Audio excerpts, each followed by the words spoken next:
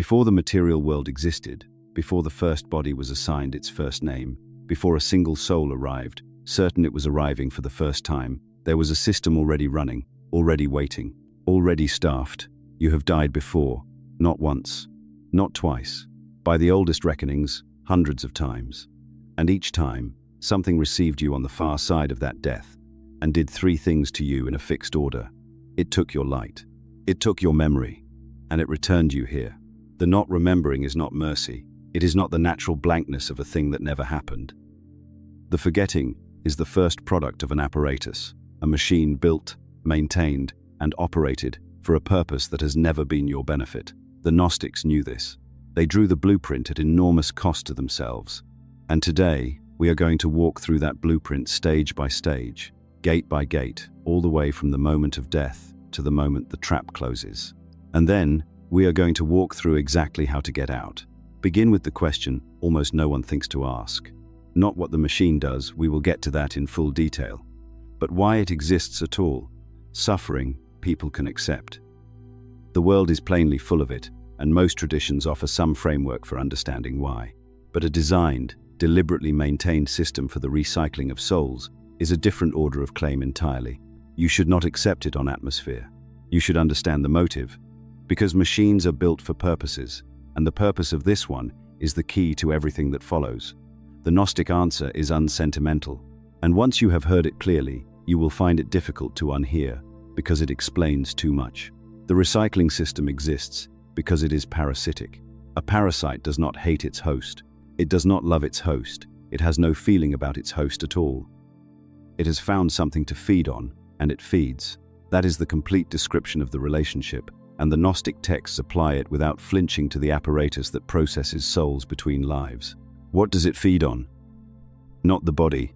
The body is of no interest to it. The body is discarded at death like a container whose contents have already been noted. What the system feeds on is the substance the body houses and generates the energetic charge a soul accumulates across a lifetime. The older texts name this substance in several ways. Think of it as the condensed product of all intense feeling, of all suffering, longing, the great unresolved emotional current that runs through a human life. That charge is the surface harvest. But beneath it, the deeper extraction is of something far more precious, the fragments of original light, the spark that every soul carries down from its actual point of origin, the pleroma, the fullness above the lower order. That light did not originate here. Nothing in the lower order can manufacture light of its own. The lower order is downstream of the light and perpetually depleted of it, and so it takes light from the only reservoir within its reach, the souls passing through it. You are, to this apparatus, simultaneously the laborer and the crop. You generate the energetic charge across a lifetime of experience. At the end of the lifetime, the system collects it, skims the light, and resets you to generate more. But extraction alone would not be enough. Here is the second half of the machine's purpose, and this is the half that makes it a prison rather than merely a refinery.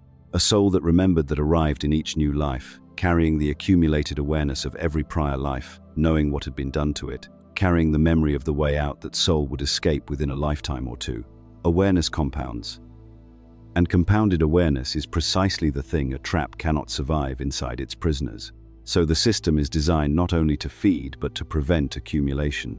Every reset is also an erasure. Every return strips the soul of what it learned. The soul must begin again from zero, ignorant, unequipped, certain it is new. The machine does not only eat your light, it eats your progress.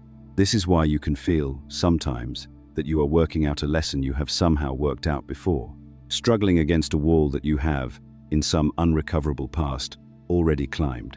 You have climbed it. The system took the ladder when it took the memory.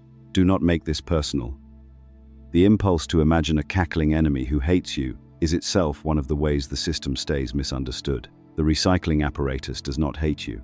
It has no more feeling about you than a refinery has about crude oil or a mill has about grain. That is not a consolation, it is worse than hatred, because hatred at least implies you matter enough to be the object of something. You are infrastructure. You are a renewable resource under management. A herd that remembered the slaughterhouse would not stay in the field, so the herd is made to forget every cycle and led back in believing it has just been born into an open meadow. It grazes, it produces. At the end of a life, it is processed, and the meadow receives it again as a newborn. Hold both halves together. A parasite that feeds on the light souls carry, and a prison that prevents those souls from ever accumulating enough awareness to stop being fed on. That is what the machine is for.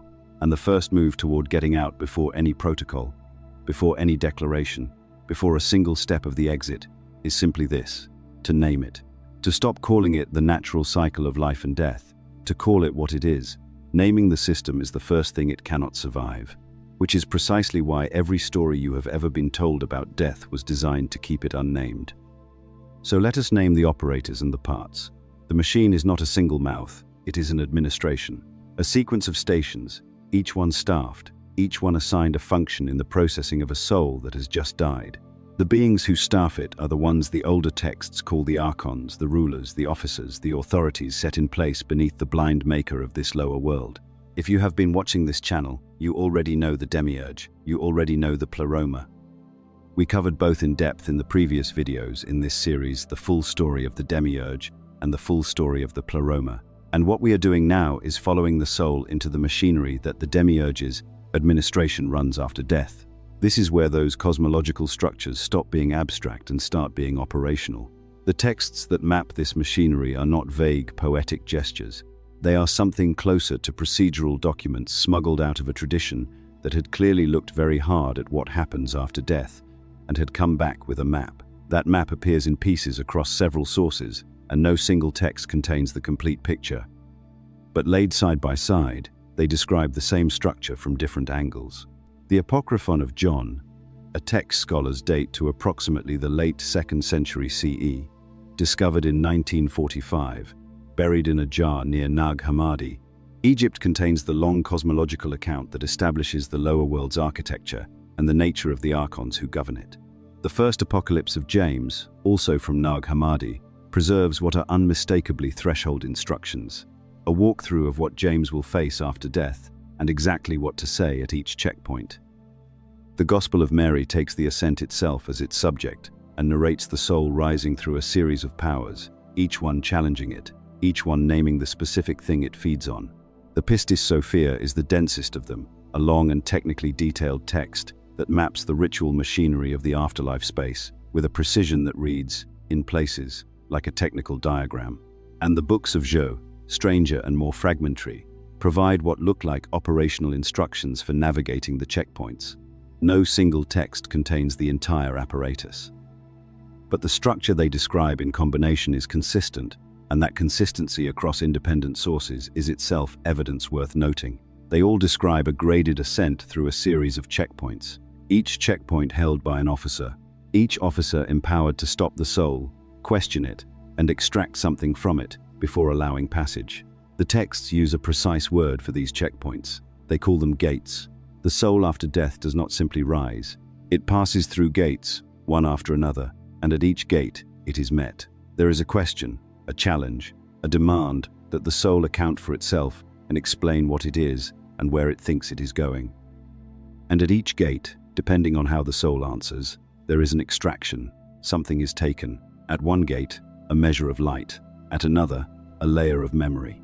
At another, a piece of the soul's own coherence, its sense of being a single, continuous self, until by the end of the sequence, the soul that emerges from the bottom of the system is depleted, fragmented, scrubbed of its past, and ready to be deposited.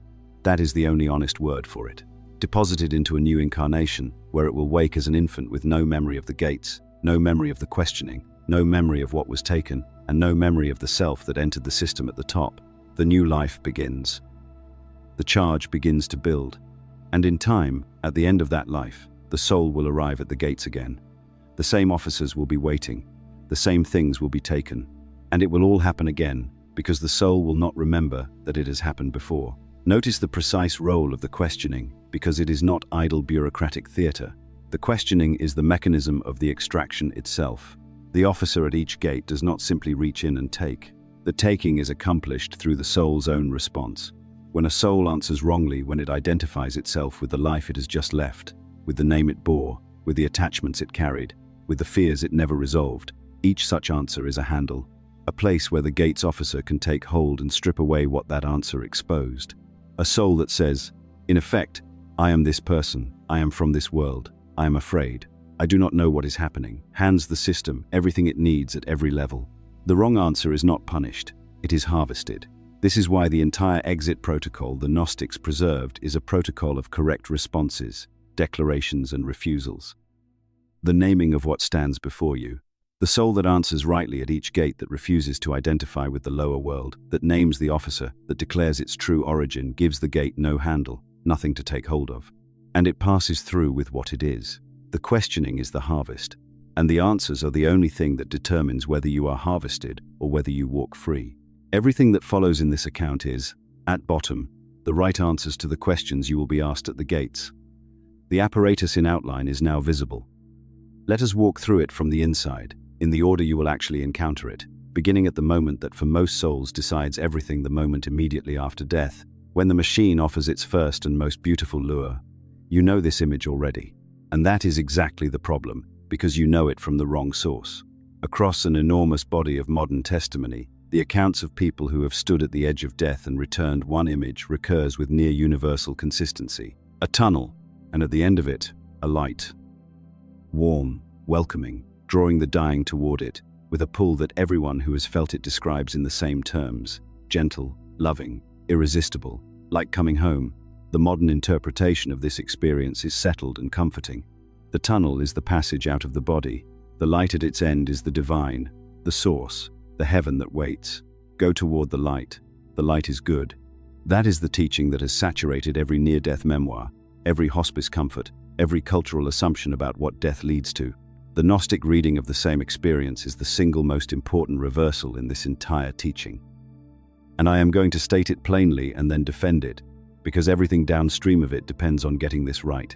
The tunnel is not the passage to the source. The tunnel is the throat of the machine, and the light at the end of it is not the divine light. It is the maker's light, the manufactured radiance of the lower world's own administrator, calibrated with terrible precision to feel exactly like home to the specific soul perceiving it. Consider how the lure has to work, and you will see immediately why it takes the form it does. A trap baited with something repellent catches nothing. The most effective lure is the one that perfectly matches what the prey most longs for. And what a dying soul most longs for after a life of separation, of exile, of the buried ache for a home it cannot quite name, is precisely the warmth, the welcome, the sense of finally arriving that the tunnel light provides. The system has processed this soul before. It has the soul's measurements. It knows the exact texture of the homecoming feeling that will most completely disarm this particular consciousness. And it produces that texture, on demand, at the mouth of the tunnel, the instant the soul comes loose from the body. The pull you feel toward the light is not the pull of the source calling its child home.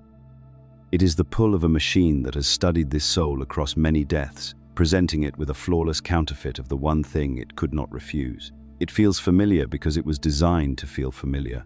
It feels like love because love is the only bait that works on a soul. I want to sit with that for a moment because the implications are genuinely staggering. The dying who report the tunnel and the warmth and the overwhelming sense of return have not glimpsed heaven. They have glimpsed the open intake of the recycling system and been pulled back into their bodies before it could close around them. The most reassuring image in the modern near-death literature is, in the Gnostic reading, the first warning sign on the map you are going to need. One of the most consistent comments I see from people who engage with this material, and there was a comment on the Pleroma video that has stayed with me, from someone who described having an NDE and said that something in the teaching resonated in a way they could not explain, is that the experience of the tunnel felt both overwhelming and, on reflection, somehow too perfectly calibrated, too precisely matched to their specific longing. Real things do not tend to arrive that perfectly fitted. Manufactured things do. So the first instruction of the Gnostic exit is the hardest and the most crucial. At the moment of death, when the tunnel opens and the light calls and every fiber of your disembodied awareness yearns to move toward it, do not enter the tunnel. Do not move toward the light. The pull will be enormous, and it will feel wrong to resist it, because resisting will feel like refusing heaven, refusing reunion, refusing the very homecoming you spent a lifetime aching for. That feeling is the lure doing its work. The genuine source does not need to pull you with engineered longing toward a luminous funnel. The genuine source is not at the end of a tunnel at all. Structures of that kind, intake passages, narrowing conduits, belong to the architecture of the lower order. The tunnel is the first narrowing of the machine, drawing the soul down toward the gates and the long erasure. Anticipate the objection, because you are feeling it right now. If the light is the trap, where is the real exit? Are we to drift in a void at death, refusing the one bright thing on offer? The answer is the part the system most needs you not to understand. The true release does not announce itself with a spectacular funnel pulling you toward it, because the genuine source does not need to pull. That is the tell. Anything that grabs at you, that floods you with engineered longing, that manufactures an irresistible momentum toward itself, is a thing with an appetite, and the source has no appetite for you. It is your origin, not your predator. An origin does not need to lure its own child with a counterfeit of homecoming. The real exit is quieter. It does not lie in a direction the machine can point you toward, because the machine controls all the directions in its own space. The real exit is reached by holding still, by refusing every offered momentum, by declaring what you are, and ascending through the gates by right, rather than being drawn through the intake by desire. The light at the end of the tunnel is loud, precisely because it is bait. What is real at the threshold is not the loudest thing. It is the thing that asks nothing of your craving and everything of your recognition. So when the tunnel opens and the warmth pours toward you and every instinct screams that this is home, and you must go understand that the very intensity of the pull is the signature of the lure, and that the way out is never the thing dragging you toward it. So you have held still at the threshold. You have felt the pull of the tunnel that engineered warmth, that manufactured homecoming, and you have not moved toward it. That is the first refusal. It is the hardest thing a disembodied soul will ever do, and the machine knows it is hard, which is why it does not stop there. The second stage does not announce itself as a trap. That is the point. The tunnel is obvious once you know what to look for. A luminous funnel pulling you toward it with the force of 1,000 lifetimes of longing. Even a partially prepared soul can recognize the signature. But the second stage is subtler. It arrives not as a spectacle, but as something that feels like wisdom, like depth, like the most meaningful experience a consciousness can undergo, the life review. You have heard of this. Almost everyone who has returned from the edge of death describes it. The whole life, laid out in sequence and felt again with absolute vividness, not merely observed from the outside, but re-experienced from within, and not only from your own perspective, but from the perspectives of every person you affected. The cruelty you did not intend, and the cruelty you did, the love you gave fully, and the love you withheld out of fear. Every conversation, every silence, every moment where you chose poorly, and every moment where you surprised yourself with your own decency. All of it, replayed in an instant, with a completeness that no living memory ever achieves. And the accounts, almost without exception, describe this as benevolent, a compassionate process. A review conducted by your higher self, or by loving guides, or by the universe itself, not to judge you, but to help you understand, to help you grow, to give you the gift of seeing the full ripple of your life from the outside, so that the next one can be lived with more wisdom. The Gnostic reading does not argue with the description. The life review happens. It is overwhelming. It feels profound. Every one of those things is true. What the Gnostic reading asks is the colder question: what does it actually accomplish? And the answer is that the life review is not primarily a learning event. It is a bonding mechanism. It is the second station of the machine, and its function is precise: to refasten the soul to the life it has just left so thoroughly that the soul cannot rise free and must be pulled back down toward a new incarnation that continues its unfinished business. Watch the mechanism carefully, because it is elegant in a way that should disturb you. The review does not bind the soul through its happy memories. Happy memories are complete. They are resolved. A soul that remembers joy it fully experienced has no unfinished business with that joy. It happened. It was received. It is done. Joy does not hold. The review binds the soul through the unresolved, through the regret, the words left unsaid, the relationship that ended before it was finished, the apology that never came, the love that was felt so deeply and expressed so badly, the wrong that was done and never made right. These are the places where the soul is still energetically open, still reaching, still attached, still oriented toward the life it is supposed to be leaving. And the life review, by re-emerging the soul in precisely these moments with full emotional force, does not heal them. It reopens them. It makes the soul feel with unbearable intensity the pull of everything it left incomplete. A soul saturated in the pull of its incompletions is a soul that cannot let go, that yearns back toward incarnate life. That will accept almost any arrangement that promises a chance to finish what was left unfinished. That yearning is the hook. And then the questions come. The texts indicate there are questions posed during the review ostensibly to support the soul's growth and understanding. What did you learn? Where did you fall short? Whom did you fail? What would you have done differently? In any other context, these are the right questions. These are the questions a genuinely wise soul should ask of its own life. And that is exactly what makes them dangerous here. Because a question about what you would have done differently can only be answered by returning in feeling to the place where you went wrong and reaching again for the chance to set it right. Each honest answer spins a fresh filament of attachment back into the life behind you. A longing to return, a desperate willingness to go back and try again. The machine does not punish your conscience, it feeds on it. The more seriously you took your life, the more completely the review can bind you. Because the conscientious soul feels its failures most acutely, and is most willing to return in order to correct them. By the end of the questioning, the soul is woven to its last life by 10,000 such filaments, every one of them drawn from its own genuine decency. And the sum of them is a desire to return so complete that the soul will walk willingly into the next incarnation, grateful for the chance. The review never forces you back. It makes you want to go back. And want is a far stronger chain than force has ever been. So the second instruction is this. When the life review begins, when the replay starts and the questions come, recognize what is happening and decline to be immersed. You are passing through. You do not stop to relive what you came to leave. The work of accounting for your life, of facing your failures, and making peace with your incompletions, that work is real, but it belongs to the living. It belongs here, in this body, while you have agency and while understanding can actually change something. Do not let it be done to you at the threshold by a machine whose output is your rebinding. Recognize the station, refuse the immersion, keep ascending. You have refused the tunnel. You have declined the life review. The machine has noted both refusals, and it is not finished with you, because it has a third stage waiting, and this one is the most exploitative of the three.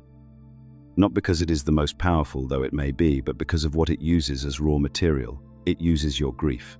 After the tunnel, and after the review, the dying consistently report encountering beings of light, radiant figures who come forward out of the luminous landscape of the after-death space to greet them.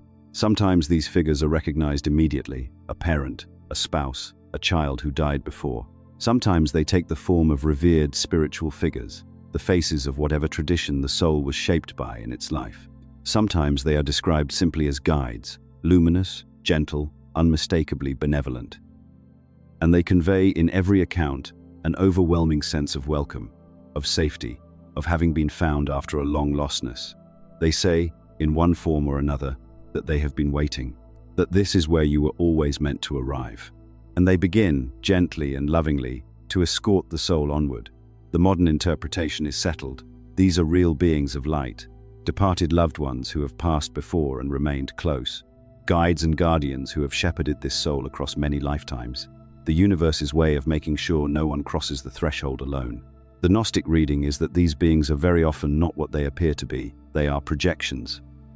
Figures generated by the powers of the relevant gate, shaped with exact precision to match the specific attachments of the specific soul being processed. And the system has the soul's measurements. It knows whom this soul loved.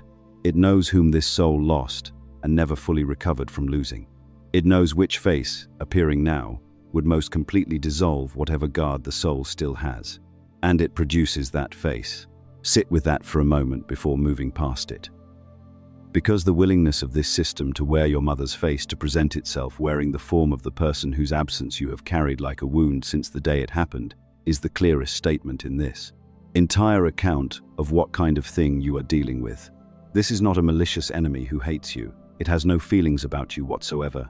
But it is a system that has studied you across more deaths than you can count, that knows your grief at the level of measurement, and that will use that grief as bait without any hesitation, because grief is the place where your defenses do not exist. There is no armor built into the human heart against the apparent return of someone it has mourned. The wound is open by definition. And a being that appears wearing the face of your lost beloved radiant, whole, restored, saying it has been waiting, is appearing at the one place where you cannot protect yourself. The system knows this. That is why it saves this stage for last among the three lures. By the time it arrives, the soul has already been through the tunnel and the review. It is depleted. It is yearning. It has been pulled toward home and then saturated in its own incompletions, and now here, finally, is the face of the person it has missed the most, luminous and welcoming and real. Almost no soul refuses, which means the only defense is the one you install deliberately, in advance, while you are clear. By deciding now before you need it that you will apply the test even to the face you would most want to be real, especially to that face. The test the Gnostic texts provide rests on a precise asymmetry. A genuine being of the higher order has a real origin in that higher order, a specific position and function in the structure of true reality. And because it genuinely occupies that position, it can answer a question about that origin with the specificity of something that truly exists. A projection cannot do this. It has no origin in the fullness. It is a constructed mask, and behind the mask there is nothing that came from above. So, the test is a question. You must ask the welcoming being to name its true origin, not who it appears to be, not the face it is wearing, but what it is in the actual order of the fullness, its real function, its real nature, its real place in the structure above the lower world. A genuine being answers with specificity. A projection does something else. It deflects. It pours warmth and love and reassurance over the question without answering it. It tells you how long it has waited, how much it loves you, how safe you are, how close home is now. It answers the feeling beneath the question rather than the question itself, because there is no answer in it to give. The flood of comfort in place of a specific answer is the tell. A being that insists on how much it loves you but cannot say what it actually is should not be followed anywhere. And you must be willing to ask even when everything in you wants the answer to be real, especially then. Because a soul that cannot bring itself to question the beloved face will follow it every time straight back into the machine, weeping with gratitude the whole way down. 3 lures, 3 stages, each one calibrated to a different vulnerability: the longing for home, the seriousness of the conscience, the love of the dead. Learn the 3, recognize them at the threshold, refuse the first, decline the second, test the third, and now the part that almost no modern teaching about death even reaches. Here is where most accounts of the recycling system stop. And I understand why, because the 3-stage map has a satisfying completeness to it. 3 lures, 3 refusals, and beyond them the open ascent. It feels like the whole picture. It feels like the kind of knowledge that, once possessed, settles the question. That feeling of having arrived at the bottom of the thing is itself a tell. It is the same feeling the machine cultivates at every level. The sense that you have understood enough, that the inquiry can rest. Because the 3-stage map is missing the stage that actually closes the trap. And a soul armed with only the 3-stage map will walk into the 4th station completely unprepared, congratulating itself on its preparation right up until the moment it consents. The 4th stage does not happen after death. That is why it is missed. It happens before birth, and it is the stage where the contract is signed that authorizes the entire cycle to repeat. Most accounts treat the soul as a victim of the system seized at death, processed without consent, thrown back into incarnation by force. That framing is wrong. Not because the system is benevolent, but because a system that ran purely on force would face a problem every prison faces. Force generates resistance, and resistance, accumulated across enough cycles, generates escape. A soul held purely against its will retains somewhere in itself the knowledge that it is being held. And that knowledge is a seed that no amount of force can permanently extinguish. The recycling system solved this problem the way every durable form of control solves it. It does not run on force, it runs on consent. The soul is not dragged back into incarnation. The soul agrees to it. And the genius of this, the thing that makes the system so nearly inescapable, is that the consent is real, and it is extracted in a condition in which the soul cannot possibly know what it is agreeing to. Follow the sequence to its actual end. After the tunnel has been traversed, after the life review has reopened every attachment and saturated the soul in the pull of its incompletions, after the beings of light have surrounded it with welcome and warmth and lowered its last defenses, the depleted, yearning, comforted soul is led to a 4th station. And this one does not feel like a trap at all. It feels like care. It feels like planning. The soul is presented with what frames itself as a benevolent preparation for the next life. A gentle session in which future possibilities are laid out. Lives it might live, patterns it might resolve, relationships it might enter, lessons it might pursue, And the soul is told in the exact language of every comforting teaching about pre-birth planning you have ever encountered that it is choosing. That it is freely selecting the circumstances of its next incarnation for the sake of its own evolution and growth. And the soul, drained from the review and soothed by the beings and guided gently through the planning interface, agrees. It says yes to the proposed life. It accepts the terms, and that agreement is the contract. Understand what is actually happening beneath the framing. A choice made in a state of total depletion, after the systematic dismantling of every defense, under the gentle pressure of welcoming beings, with no memory of any prior contract, and no awareness that the entire setting is a processing station that is not a free choice. That is, consent extracted under conditions specifically engineered to make refusal feel unthinkable. The soul cannot meaningfully decline because it does not know that declining is an option. It believes it is planning its own beautiful growth among friends who love it. It is, in fact, signing the terms of its next imprisonment. Terms it will not remember signing. Terms that will execute throughout the next life as patterns, compulsions, obligations, and sufferings that the soul will experience as its own nature, as its personality, its karma, its fate. And then the soul descends, bound by terms it agreed to and will not remember agreeing to, into a body and a new name, and a life it wakes into believing is its first and only beginning. Now, why does the system bother with consent at all? Why the elaborate staging of a planning session? Why not simply force the soul back? The answer reveals the deepest operating law of the lower order, and it is also the basis of the exit. The system cannot fully own what it has not been given. Force can restrain a soul temporarily, but consent converts a captive into a collaborator. A soul that has agreed to its imprisonment experiences that imprisonment as its chosen path, as its curriculum, its karma, its destiny.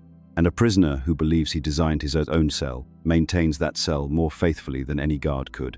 The consent is what converts compulsion into cooperation. It is what makes the cycle feel natural rather than imposed. But here is what the system did not account for. If the cycle runs on consent, then the withdrawal of consent dissolves it. What was agreed can be disagreed. A contract that depends on consent is a contract that a conscious refusal can void. The system built its prison out of your yes. Your no spoken in full awareness, from a soul that sees what it is refusing, is the one tool that can take it apart from the inside. And that means the exit is not only something that happens at death. It begins here, now, in this body, in this life. This is the part that should change how you understand your own life today. Not eventually, not at death, today. Today. Because that contract, the one signed before this birth in a processing station you have no conscious memory of, is not dormant. It is not sitting somewhere waiting for the end of your life to be enforced. It is active. It has been executing since the moment you arrived in this body. And it is executing right now as you take in these words. The system is not somewhere distant and patient, waiting for you to die so it can resume its work. The system is running its programs through your incarnate life, continuously, in the present tense. Consider what that means in concrete terms, because the abstraction is easy to nod at, and the specifics are what actually land. Some of what you experience is simply yourself, your settled preferences, the things you are inexplicably drawn to, and the things you cannot abide without explanation. The patterns you move through again and again with the grim familiarity of a road you did not choose to memorize. Some of that is not the spontaneous expression of a free self. Some of it is the contract running its clauses, the relationship dynamic you reconstruct with person after person despite swearing each time it will be different. The self-sabotage that arrives with mechanical reliability at the exact threshold of something good, just when success is within reach. The fear that grips you with a force completely out of proportion to anything in this life. The aversion or the attraction that has no story behind it, no origin you can locate in your own experience, but that exerts a pull as strong as gravity. The pattern that recurs with a regularity that does not feel like coincidence because it is not coincidence. These can be the terms of the agreement running. The obligations you bound yourself to before you arrived, the lessons you contracted to undergo. You experience them as your nature, your psychology, your fate. The Gnostic reading is that a portion of them are clauses programs installed at signing, currently active, shaping a life you believe you are freely living. I want to be careful with this, because in the wrong hands it becomes an abdication. A way to call every flaw a clause, and every failure the machine's fault, and hand off the entire responsibility of a human life to some external mechanism. That is not the use of this teaching. The use of it is the opposite. It is the most genuinely liberating move in the entire architecture, because an incarnate soul that becomes aware of the contract can begin to renegotiate it from the inside. This is the flaw in the system's own design. It bound you while you were depleted and unconscious, in a processing station where refusal was unthinkable. But you are not depleted and unconscious now. You are alive, embodied, and awake. And awareness here, in incarnation in a body that still has agency, is the one currency the system cannot strip from a soul that has decided to hold it. A clause identified is a clause weakened. A clause named precisely and without euphemism begins to lose the power it derives from being mistaken for your nature. The pattern you have been treating as who you are is not who you are. It is a term, and terms can be revoked. The revocation is not magic, and it is not instant. It is a practice. You locate a pattern that carries the signature of a clause, the compulsion quality, the inexplicability, the way it resists every ordinary effort to change because ordinary effort assumes the pattern is yours when it is not. You name it, exactly in plain language. You state that whatever agreement installed it was made by a soul in a condition that invalidates the signing, and you formally withdraw your consent from its continued execution. And then, and this is the part that takes time, you stop feeding it. You stop treating its output as your nature. You stop building your identity around it. Because a clause starved of your belief that it is you begins, slowly and then faster, to lose its hold. Every clause you dissolve while living is one less cord binding you to the wheel, one less thing the machine can seize when you arrive at the gates. And every act of recognition and revocation in this lifetime is a rehearsal of the great refusal you are preparing to make at death. One viewer who responded to our video on the pleroma described having been in what they called the Sophia stage for most of their life, feeling like they were in a fall they did not choose and could not reverse, subject to patterns they recognized but could not break. That is exactly the experience of a contract actively running, the fall that feels chosen but was not, the pattern that has the weight of fate but has the structure of a clause. The recognition is the first move, and recognition is available right now, not at death, not at the threshold, here, in the body, while you still have the agency to use what you see. The exit work is not preparation for a future event. It is the work of the living. It begins tonight. So let us get precise about the structure itself. Because the word archon gets used in Gnostic circles as though it is simply a synonym for demon or bad angel, and that misreading costs you something important. It costs you the accuracy of the map. And a map that is approximately right is a map that will get you lost at exactly the wrong moment. The archons are not demons in the theological sense. They are not beings of malice who hate you and want you to suffer. That framing is actually one of the ways the system stays misunderstood, because if you are looking for hatred, you will miss administration. And what the archons represent in the Gnostic cosmological framework is something far more precise and far more disturbing than any demon mythology has ever managed to be. They are officers. They are the administrative staff of the lower order, each one assigned to a specific station, each one performing a specific function. The Apocryphon of John, a text discovered among the Nag Hammadi library, buried in a sealed jar in the Egyptian desert in 1945, and scholars date its composition to somewhere around the late 2nd century, describes the construction of this lower world in layered cosmological detail, and embedded in that account is a description of the ruling powers set in place beneath the demiurge, each one governing a sphere, each one holding a station. The number of archons varies across the texts. Some accounts give 7, some give 12. Some give a larger number arranged in a more complex hierarchy. What remains consistent across all of them is not the count, but the structure. A graded series of powers, stationed at intervals, each one holding a gate, each one empowered to challenge a soul in passage, and to take something from it if the challenge is answered wrongly. Think of what that structure actually describes. Not a battle, not a moral judgment, a customs system, a border administration. The after-death space in the Gnostic map is not a place where your character is weighed. It is a place where your credentials are checked, and the checking is not for the benefit of the soul being checked. It is for the benefit of the system running the checkpoint.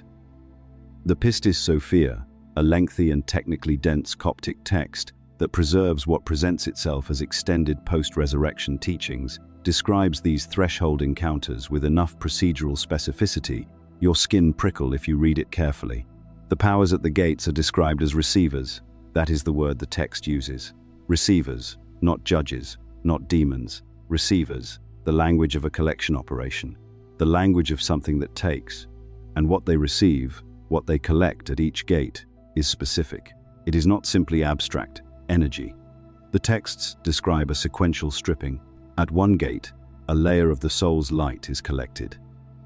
At another, a layer of memory. At another, something the texts call a counterfeit spirit, a kind of accumulated psychic residue from the life just completed, the emotional charge of an incarnation, compressed into a form that the gate's officer can harvest.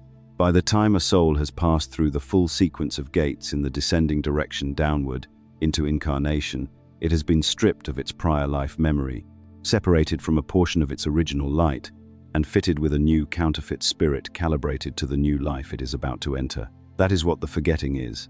It is not a natural feature of incarnation. It is not mercy. It is a procedure performed at a series of checkpoints by beings who have been assigned to perform it. And in the ascending direction upward, toward release, the same gates must be passed in reverse. But in reverse, the soul is not being fitted. It is being challenged. The archon at each gate meets the ascending soul and asserts a claim. The claim is that the soul belongs to the lower order, that it carries something the gate governs, that it is therefore subject to that gate's authority and cannot pass without surrendering what the gate demands. The challenge is not arbitrary. Each archon governs a specific principle, a specific mode of the lower world's hold on consciousness. And the challenge at each gate is tailored to that principle. The gate of desire challenges the soul with its cravings. The gate of ignorance challenges the soul with its unknowing. The gate of fear challenges the soul with its terror of annihilation. Each one is reaching for the specific handle that its particular station was built to grab. A soul that arrives at a gate still carrying what that gate governs gives the archon something to seize. A soul that has genuinely set down what that gate feeds on passes through it, not because it has won a fight, but because there is nothing there for the gate to hold. The checkpoint has no claim on a passenger carrying none of the contraband it was built to collect. This is the architecture. 7 gates, or 12, arranged in a graded ascent, each one staffed, each one a collection point, each one reaching for a specific leverage. And the entire exit protocol is the systematic removal, during life, of every leverage point those gates know how to use. Before the gates, before the questioning and the challenge and the graded ascent through the archon's checkpoints, before any of the machinery the texts describe in such procedural detail, there is the first moment. And the first moment is the one that decides, for the vast majority of souls, everything that follows. Because most souls never reach the gates at all. They are taken before they get there. They are taken at the mouth. You know the image. The tunnel. The light at the end of it. You know it because the last several decades have produced an enormous body of testimony from people who have stood at the edge of clinical death and returned people who have described, with remarkable consistency, the same sequence. The departure from the body, the tunnel or passage, the light at the end of it, warm and pulling and luminous, the sense of welcome. The sense of homecoming so complete it resists description. The sense of having arrived at something that was always there, waiting. This is the most widely reported near-death experience in the modern world. And it is interpreted, almost universally, as a glimpse of the divine, a preview of heaven, evidence that death is not annihilation but return. The culture has built an entire comfort structure around it. Go toward the light is love. The light is the source, the light is home. The Gnostic reading of that same body of testimony is the single most important reversal in this entire teaching, and I am going to state it as plainly as it deserves to be stated. The tunnel is not the passage to the source, the light at the end of it is not the divine, and the feeling of homecoming that the light produces is not recognition. It is a counterfeit of recognition, engineered to be indistinguishable from the real thing by a system that has processed the soul many times before and has its exact measurements. Consider the logic of the lure, because the logic is what makes it undeniable once you see it. A trap has to be baited with something the prey wants. A trap baited with something the prey finds repellent catches nothing. The most effective lure is one that presents the prey with the precise texture of the thing it most longs for, calibrated to that specific prey's particular hunger. What does a soul most long for after a lifetime of incarnation? After a life lived in the dim, persistent sense of exile, the low background ache of being somewhere that is not quite right, of being separated from something it cannot name but cannot stop missing. What that soul most longs for, at the moment of death, is homecoming, warmth, welcome, the end of the exile, the sense of finally arriving at the place it was always meant to be. And the tunnel light provides exactly that. Not approximately, not almost. Exactly. With a precision that every near-death testimony confirms, the light feels like home in a way that nothing in the material world ever did. It feels more like home than anything the incarnate life ever offered. It is irresistible because it was designed to match the specific resonance of this specific soul's longing. The system has processed this soul before, multiple times, by some reckonings. It has the soul's history. It knows the exact texture of the homecoming feeling that will most completely disarm this particular consciousness. And it produces that texture, on demand, at the precise moment the soul is most vulnerable, the instant after the body has fallen away, and the soul stands at the threshold, disoriented, stripped of its familiar frame, yearning. The pull toward the light is not the source calling its child home. It is the intake of a machine that knows your hunger better than you do, presenting you with a manufactured version of the one thing you could not refuse. The First Apocalypse of James, a text from the Nag Hammadi collection that preserves what amounts to threshold preparation instructions given privately to James before his death, is not describing the soul's natural journey toward light and reunion. It is teaching James to recognize the luminous threshold offer for what it is and to refuse it. The instruction exists because the light requires instruction to refuse. The pull is that strong. And the teaching tradition that produced these texts evidently knew that a soul without preparation would not refuse it, would never think to refuse it. Because refusing the light feels, in the moment, like refusing heaven itself. That feeling, the wrongness of the refusal, the sense that turning away from the light is turning away from love, is the lure completing its function. The discomfort of refusing is part of the mechanism. It is designed into the offer. And recognizing that the discomfort is designed is the only way to hold your position against it. The genuine source does not send a luminous tunnel to drag you toward it by your longing. An origin does not need to lure its own.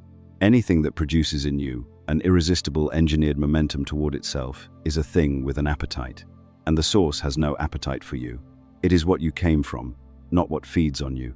The loudness of the pull is the signature of the trap. What is real at the threshold is not the loudest thing. It is the thing that asks nothing of your craving. You have refused the tunnel. You have held still at the threshold, against every instinct, against the pull that felt like the end of exile. And the machine has a second stage ready for exactly this.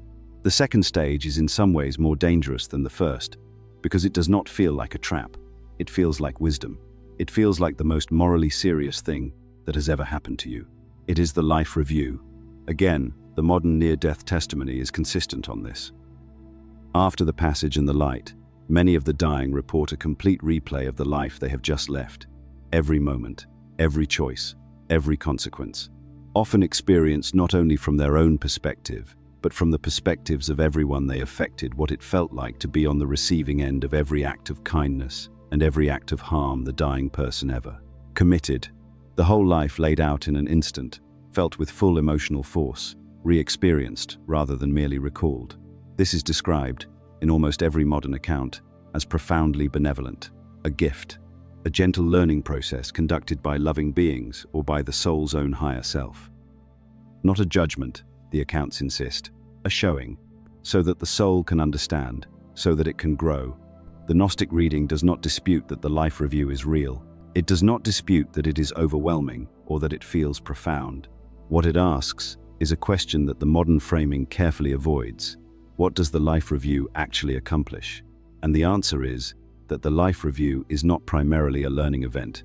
It is a bonding procedure. It is the second station of the machine, and its function is to fasten the soul back to the life it has just completed with such emotional force that the soul cannot rise free of it. Watch how the mechanism works. The life review does not bind through the soul's happy memories. Happiness is resolved. Completion does not hold. The review binds through the unresolved, through the regret, the relationship that ended badly, the love that was never fully expressed, the wrong that was never made right, the person the soul let down and never went back to. These are the places where the soul's energy is still open, still reaching, still attached to the life it is supposed to be leaving. And the life review, by re-immersing the soul in exactly these moments, with the full force of felt experience from both sides, does not heal those openings. It reopens them. It makes the soul feel, with unbearable intensity and perfect clarity, the pull of everything it left incomplete. A soul saturated in its own incompletions, flooded with the felt experience of every regret and every failure of love, is a soul that cannot let go. It yearns back. It would accept almost any arrangement that offered a chance to go back and finish what it left undone, to say the thing it never said, to repair what it broke, to give the love it ran out of time for. That yearning is the hook. The review does not force the soul back into incarnation. It makes the soul want to go back, and want is a stronger chain than force has ever been. You cannot fight want the way you can fight force. Force meets resistance. Want dissolves resistance by replacing it with desire. The questions that accompany the review and the Gnostic texts indicate there are questions posed during the process, ostensibly to guide the soul's understanding, are not designed to free the soul. They are designed to deepen the bonding. Each question turns the soul's attention back into the life it is supposed to be leaving, not toward resolution but toward the open wounds. What did you leave unfinished? Whom did you fail? What would you do differently if you had the chance? In any other context, these are the right questions. The questions a wise soul should ask, and that is what makes them so effective here. The soul that takes the review most seriously, the most conscientious soul, the one with the greatest moral depth, the one that genuinely cares about the harm it caused and the love it withheld, is the soul the review can bind most thoroughly. Because that soul feels its incompletions most acutely, and it will agree most readily to a return that promises it can set them right. The machine does not punish your virtues, it feeds on them. Your conscience is not a liability the system exploits by accident. Your conscience is the most efficient harvesting tool it has access to. So, the instruction follows directly. Refuse the life review, not because your life did not matter, not because your regrets are not real, not because the people you failed deserve your indifference, but because the review in this context is a procedure being run on you by the system, and its output is your rebinding to the wheel. The work of genuine accounting, facing your failures, making peace with your incompletions, doing better. That work belongs here, in the body, while you have agency, while understanding can actually change the way you move through the world. That work, done now, in life, while it can still produce something, is the real version of what the review pretends to offer. The review offers the appearance of growth in exchange for the soul's attachment. That is not a fair trade. It is not a trade at all. It is a procedure, and you can recognize it and decline to enter it. The third stage is the most tender of the three lures, and it is the most exploitative, because it does not wear the face of temptation, it wears the face of the person you have spent years missing. After the tunnel and after the life review, the dying consistently report encountering beings of light, luminous figures who come forward to welcome them. Sometimes these are described as deceased loved ones, a parent, a child who went first, a spouse, someone whose absence has been a weight the soul has carried through the entire incarnation that is now ending. Sometimes the figures take the form of revered religious figures, the specific face of whatever tradition shaped the soul's inner life. Sometimes they are simply described as guides, as presences, as the sense of being received by something that knows you and has been waiting. They are described as radiant, as loving, as conveying, without language and more powerfully than language, the sense of safety, of arrival, of having come at last among your own. And they begin, gently, to escort the soul onward toward what every prior stage of the sequence has been carefully engineering the soul to believe is home. The Gnostic reading is that these beings are very often not who they appear to be. They are projections, constructs generated by the archons of the relevant station, shaped with precision to match the specific attachments of the specific soul being processed. The system has the soul's history. It knows who this soul loved. It knows whose absence has been the sharpest grief, whose face would most completely lower every remaining defense. And it produces that face, radiant and whole and restored, coming forward with open arms and the message that it has been waiting. Sit with what that actually means, not as an abstract claim, as a specific event being described. The being of light that approaches you wearing your mother's face is not, in the Gnostic account, necessarily your mother. It is the system's most sophisticated lure, saved for the soul that has made it past the first two stages, wearing the face you would follow anywhere, wearing the voice of the person whose loss you have been carrying since the day it happened. The first lure used your longing for home abstract, cosmological, the exile's ache for origin. The second lure used your conscience, your moral seriousness, your genuine care about the people you failed. This one uses the grief that never closed, the wound that has been with you every day, the face you would trade almost anything to see again, whole and waiting and unhurt. There is no defense built into the human heart against the apparent return of someone it has mourned. That is not a weakness in you. That is how love works. Grief is love with nowhere to go, and the system has watched you grieve across this life and knows exactly where that love is still reaching. So the only defense is the one you install in advance. The decision, made here in the body with full clarity, that you will apply the test even to the face you would most want to be real. This is the hardest thing the entire protocol will ever ask. To look at what appears to be your lost beloved, and instead of falling into their arms, to ask them what they are. Because here is the discriminator, the Gnostic texts preserve. A genuine being of the higher order, a being that truly originates in the fullness above the lower world, has an actual position there, a real function. A specific origin that it can name with the precision of something that truly occupies a place in reality. A projection generated by the lower order cannot name such an origin because it has none. Behind the face there is nothing that came from above. The mask has no true nature to report. So the test is a question. Into 19, ask the being to state its true origin in the fullness. Not who it appears to be, not what it claims to feel for you, what it is in the actual order of real things, where it comes from above the lower world.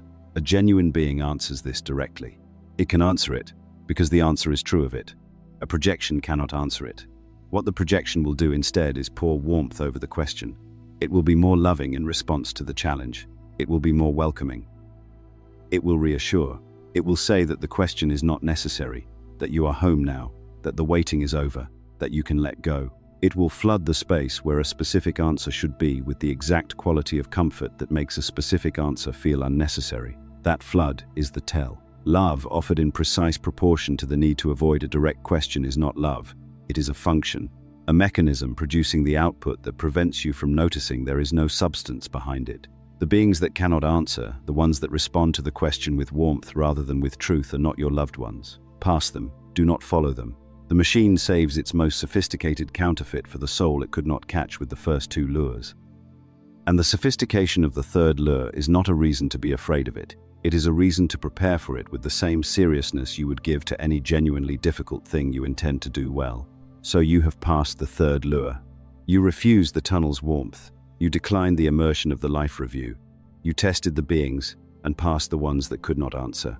You have done something that almost no soul does, not because those souls are weak, but because they were never told there was anything to refuse. You have done what the Gnostics spent their lives preparing for and were killed for writing down. And now the machine presents you with something that does not feel like a lure at all. This is the fourth stage, and it is the most important one in the entire sequence, because it is where the trap actually closes. Not at the tunnel, not in the review, not through the escort of the beloved dead. The trap closes here, at the fourth stage, in a room that feels like care, in a conversation that presents itself as planning, in a session of what every modern spiritual teaching about pre-birth experience calls your chosen curriculum of growth. The soul at this stage has been through a great deal. It has been pulled by the tunnel, saturated in the review, met by luminous figures wearing familiar faces. Even if it has refused each of those things, it is depleted. The architecture of the system is sequential and cumulative, and depletion is not an accident.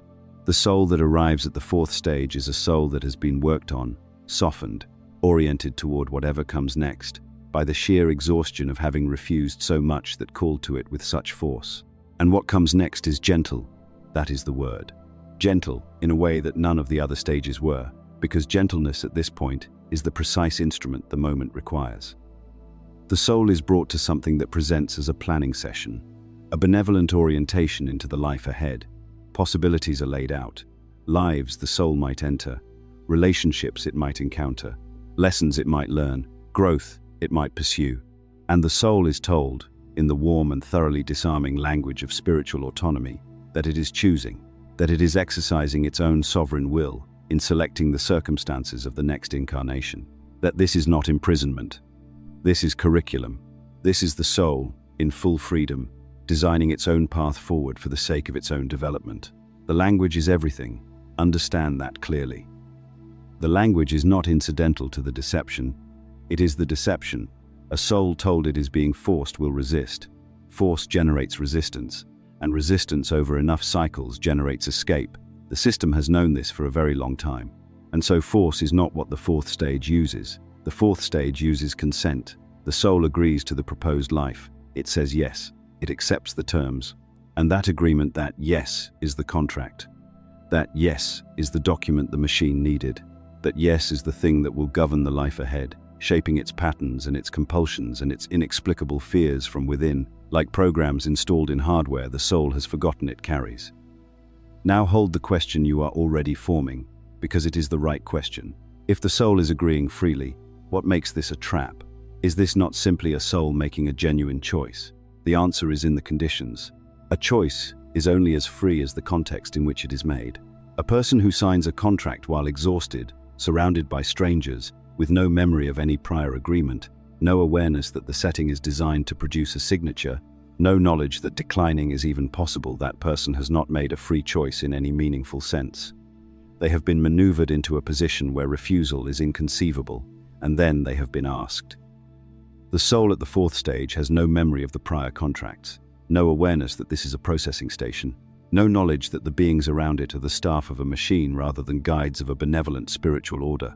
It cannot refuse what it does not recognize as refusable, and that ignorance, that total and structurally maintained ignorance, is what the system needs the consent to mean, something it cannot actually mean in good faith. This is why the Gnostics were so precise about the nature of the lower world's authority. The system cannot fully own what it has not been given. Force holds temporarily, consent holds indefinitely. A soul that has agreed cannot rebel in the same way a soul held by force can, because rebellion would require repudiating its own choice, and the system has arranged for the soul to experience the agreement as its own sovereign decision. The prisoner who believes he designed his own cell will maintain that cell more faithfully than any guard ever could. The consent is what converts a captive into a collaborator. And this is where the good news is hidden inside the darkest piece of the whole architecture, because the same law that makes consent powerful makes its withdrawal powerful. What was agreed can be unagreed. A contract that runs on consent is a contract that the withdrawal of consent dissolves. If the system built its authority out of your yes, then your no, spoken in full awareness, with full understanding of what you are declining, is the one instrument the system was not designed to survive. Here is where the teaching stops being about something that happens after death and becomes about something that is happening right now, in this life, in this body, today. That contract, the one signed before this birth, in a room you do not remember, under conditions that made refusal inconceivable, is not dormant. It is not sitting filed somewhere, waiting to be invoked when you die. It is active. It has been executing since the moment you arrived in this body as an infant, and it is executing as you receive this. The system is not elsewhere, patiently waiting for you at the end of your life. The system is running its programs through your incarnate existence continuously, in the present tense, right now. Sit with what that means concretely, because the abstraction is easy to receive and the specifics are what actually land.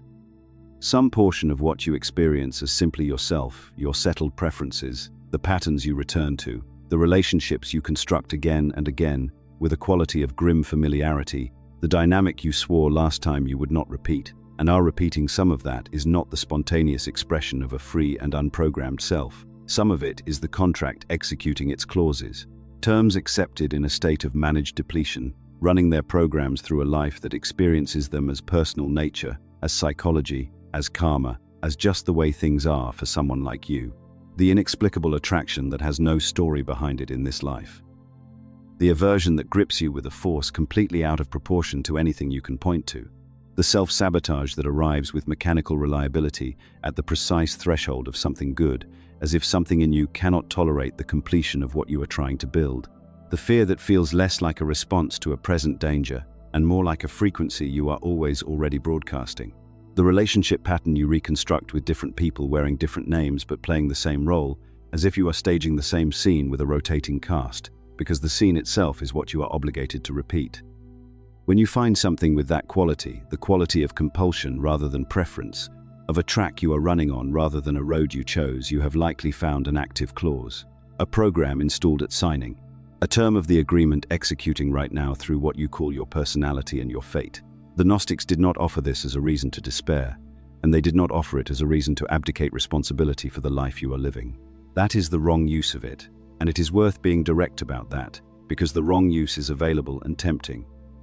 The wrong use is to call every difficulty a clause, every failure the machine's program, and excuse yourself from the actual work of a human life on the grounds that none of it is really yours anyway.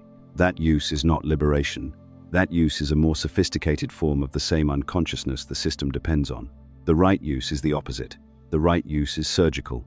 It is the discipline of looking at the patterns that have a specific signature, the quality of being done through you rather than chosen by you, and bringing genuine awareness to bear on exactly those, while taking full responsibility for everything else. Because here is what the system did not account for. It bound you while you were depleted and structurally prevented from understanding what you were agreeing to, but you are not depleted now. You are not prevented from understanding now. You are alive and embodied and awake, and awareness in incarnation, real awareness, the kind that has looked at the machine and named it, is the one thing the system cannot strip from a soul that has decided to hold it. An incarnate soul that has identified a clause can begin to revoke it from the inside, not by struggling against the pattern as if it were an enemy, because struggling against it treats it as yours and accepts the system's framing that it belongs to you, but by withdrawing authority from it, by naming it exactly, in plain language, without drama, by stating clearly that whatever agreement installed this pattern was made by a soul that could not meaningfully refuse, and that the soul now awake and seeing the clause for what it is, does not consent to its continued execution. And then, and this is the part that requires the most patience, by stopping feeding it. By refusing to maintain the identity structure built around it.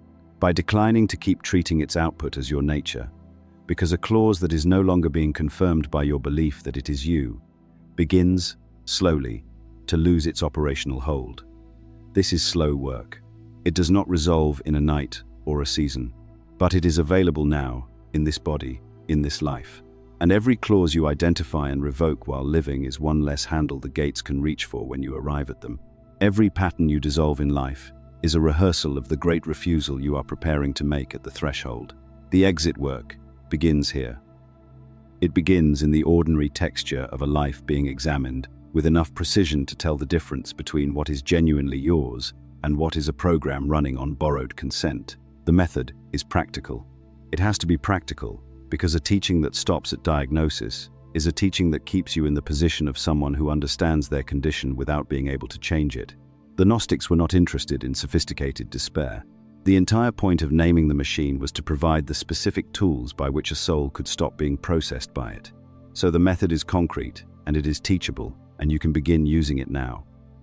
Identifying a clause starts with a particular quality of attention to your own patterns, not a general inventory of your personality, and not the broad therapeutic project of understanding your history, though that work has its own value. What you are looking for is more specific than that. You are looking for patterns with a signature that the rest of your experience does not carry. A genuine personal preference is flexible. It bends. It adapts as you grow and as your circumstances change. It can explain itself, at least partially, in terms of your actual history and your actual choices. And when conditions change enough, it changes too. That is the signature of something that is genuinely yours. A clause does not do any of those things. A clause has the quality of a fixed groove. It repeats with a regularity that does not track your development. It does not bend in proportion to your growth.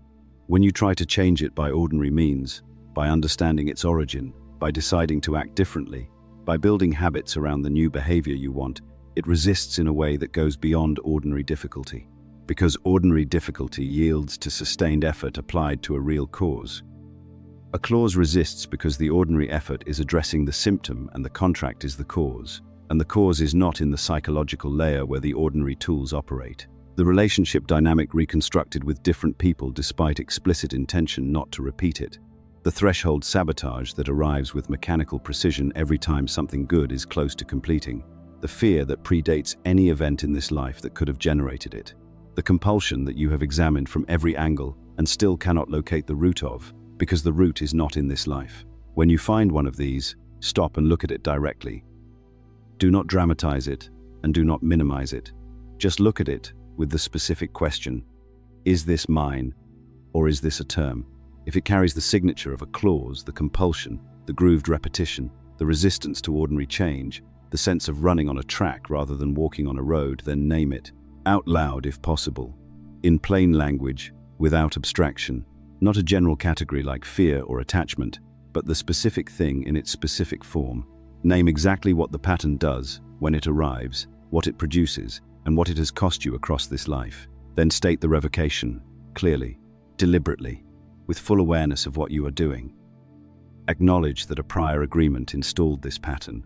Acknowledge that the soul who agreed did so in conditions that made genuine refusal impossible. And then, speaking as the soul that is now awake and now seeing the clause in full daylight, withdraw the consent. State explicitly that you do not authorize the continued execution of this term, that you are not bound by an agreement made in the dark by a version of yourself that had no meaningful choice, and that the living and aware soul you are now does not accept it. That statement is not magic. It does not dissolve the pattern in a single utterance. Do not expect that, because the pattern has been running long enough to have grooves, and grooves do not smooth instantly. What the revocation does is something more subtle and more important. It withdraws the most important fuel the clause runs on, which is your belief that it is you, your identification with the pattern as your nature. The clause can persist for a time after revocation. It has momentum, but it persists now as a thing you can see from the outside, rather than a thing you are living from the inside, and that difference is everything.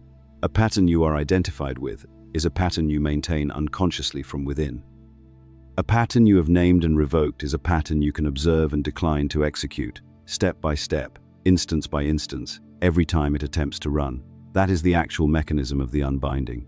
Not a single dramatic declaration, but the repeated, patient, unsentimental choice not to feed the clause each time it presents itself, combined with the refusal to rebuild your identity around it. Over time, and it takes the time it takes, and that is not a failure, the pattern loses its hold, not because it was destroyed, but because it was starved of the consent and the identification that were the only things keeping it operational. Every clause you dissolve this way while alive is a rehearsal. That is what it literally is. The same gesture you perform in life against an active clause, the recognition, the naming, the refusal, the withdrawal of consent, is the same gesture you will perform at the threshold against the whole contract. You are training the exact reflex the exit requires.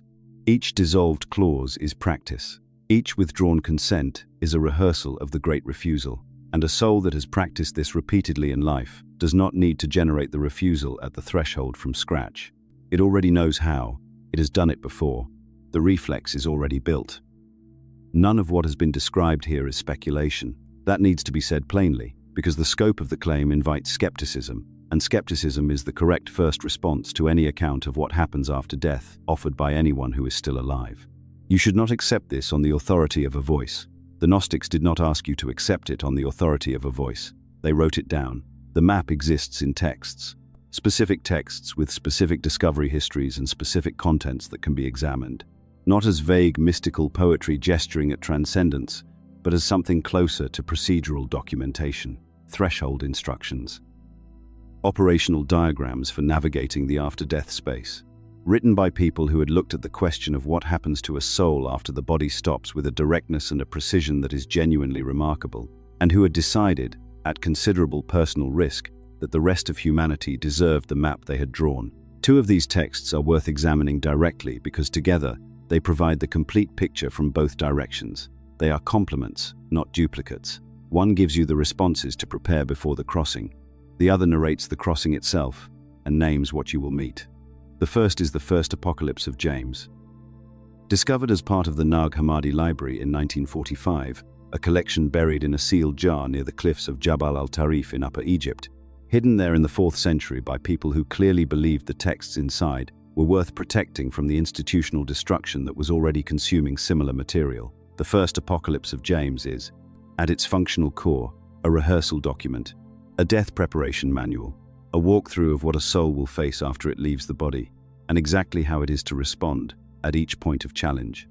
The text takes the form of a private instruction given to James, described as the brother of Jesus, before his own death. The specific content of that instruction is threshold preparation. James is taught that on his ascent after death, he will be encountered by what the text calls guardian powers, ruling officers of the lower world, toll collectors stationed at the boundaries between layers, and he is told in precise terms how to meet them. The structure of the instruction is a challenge and a counter. The guardian power demands to know who the ascending soul is and where it claims to be going. And the prepared soul does not plead. It does not argue. It does not attempt to overpower the guardian by force. It answers with a declaration of origin. It states what it is, where it comes from, and to which order it belongs. Not the lower order whose officials are doing the questioning, but the order above it, the realm of the pre-existent one, the Father before all things, the fullness from which the soul was sent down and to which it is now returning. That declaration is a sovereignty argument made at a checkpoint by a soul that has been coached to know its own true citizenship. The guardian powers, the text makes clear, hold authority only over souls that do not know they have any other jurisdiction to claim. A soul that presents itself as a product of the lower world, that identifies with the name it bore and the life it lived and the attachments it carried, hands the checkpoint officer everything it needs to detain it. A soul that declares its origin in the fullness above presents nothing the lower order's officials have any authority over, because their authority does not extend to what did not originate beneath them. The whole thing reads, if you strip away the antique theological framing, like a border-crossing protocol, statement of citizenship, assertion of jurisdiction, declaration that the authority of this checkpoint does not apply to a citizen of a different realm, and the soul that arrives at the checkpoint, without having prepared that declaration, will not think to make it, because the whole architecture of incarnate life is designed to make the soul forget it has any citizenship other than the one it was born into. This is why the instruction had to be given in advance, why James had to be taught the responses before his death rather than during it. A soul improvising at the threshold will not generate a sovereignty argument. The cognitive and memorial faculties that would produce that argument are precisely the faculties that come apart first in the dying process. Only what has been embedded deeply enough to survive the collapse of ordinary mind will be available at the crossing. The text understood this. That is why it exists. It is pre-threshold rehearsal material written down in the 1st or 2nd century by people who understood that knowing the protocol and being able to execute it at death are two entirely different things, and that the gap between them is closed only by preparation that goes deep enough to survive the moment it is needed for. The second text is the Gospel of Mary, also part of the broader tradition recovered in fragments across different manuscript discoveries and also preserved in the Nag Hammadi collection in related form. Where the first apocalypse of James provides the responses, the Gospel of Mary provides the map of what the responses are for. It narrates the ascent itself, in the voice of a soul rising through the layers of the lower world and being confronted by the powers stationed there. And it does something that makes it uniquely valuable as a diagnostic document. It names the powers, not with arbitrary mythological labels, but with names that are a precise diagnosis of the 4 things that actually bind a soul to the lower order, the 4 leverages the machine uses to hold a consciousness in place. The 4 things you have this entire incarnation to work on, because they are the handles the gates reach for, and the soul that has already loosened them before it arrives, has already done most of the exit work while it was still alive. The first power is darkness. And before you let that word slide past you as a vague spiritual metaphor, understand that the Gnostic diagnosis is precise. Darkness here does not mean evil, wickedness, or moral failure in the conventional sense. It means unknowing. It means the specific and catastrophic condition of a soul that does not understand the situation it is in. The blindness that the entire recycling apparatus depends on to function without resistance. The ignorance of the map. The absence of the architecture. The condition of a soul that has passed through the gates 100 times without ever realizing the gates existed. That is darkness. And the reason it is listed first is that it is the foundational condition from which all the others become possible. A soul that does not know where it is cannot refuse the tunnel, because it does not know the tunnel is a lure. It cannot decline the life review, because it does not know the review is a binding station.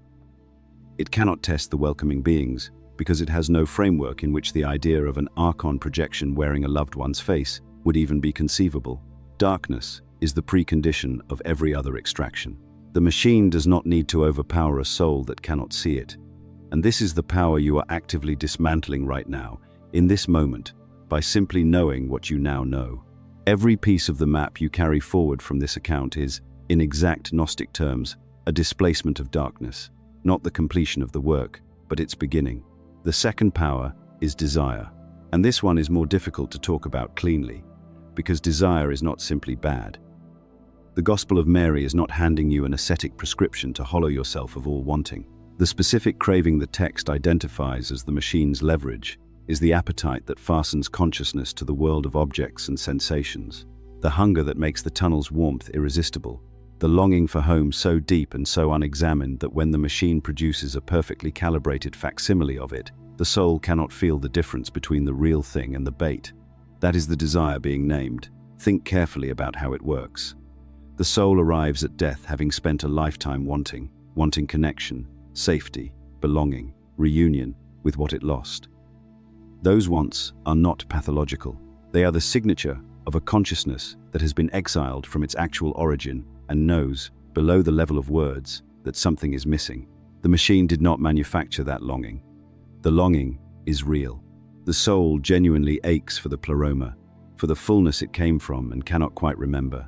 What the machine does is intercept that real longing and offer it a false object.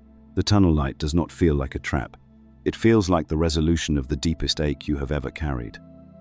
It feels like home, precisely because the machine has studied this soul across many deaths and knows the exact texture of the home feeling that will most completely disarm it. The desire is real. The object being offered to satisfy it is counterfeit, and a soul that has never examined its own desire, never asked what it is actually craving beneath the surface wants of a human life, cannot tell the difference.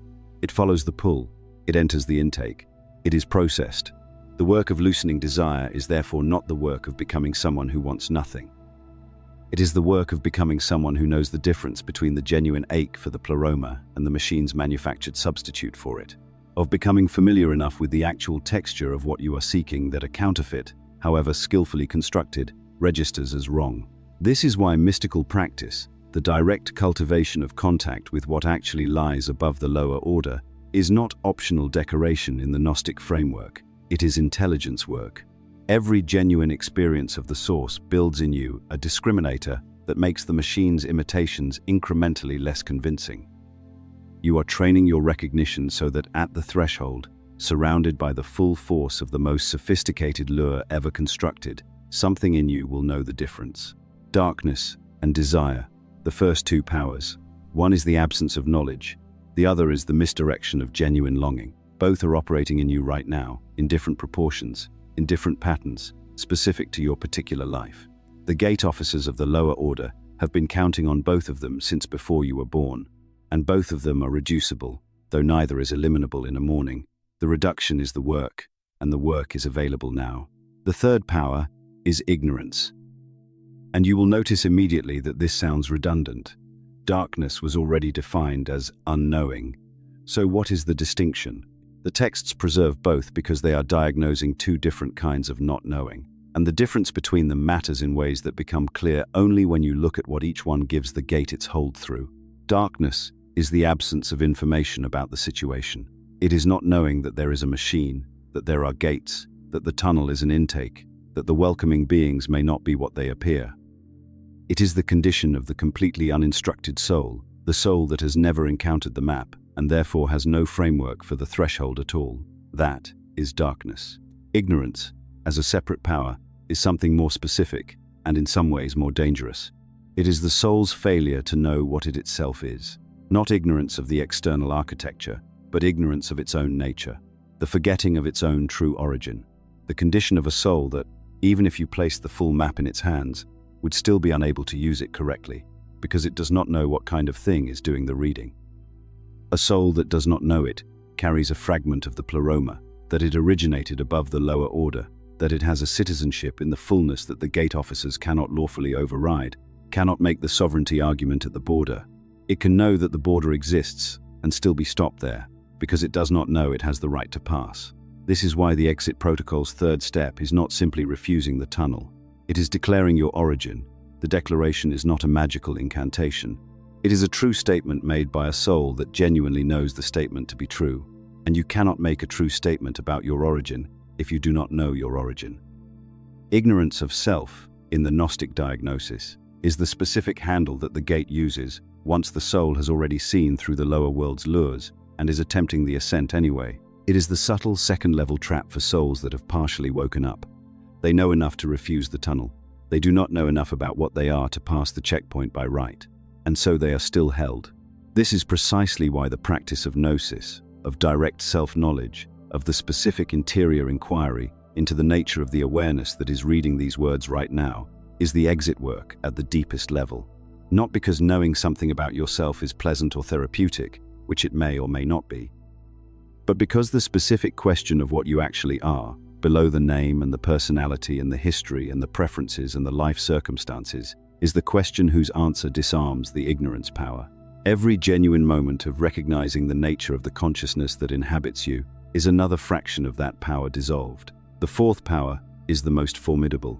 The texts describe it as a composite, the final and greatest challenge the ascending soul faces, bound up with what the Gospel of Mary names the wrath of death itself. Understand what is gathered into this power, because it is not simply the fear of dying.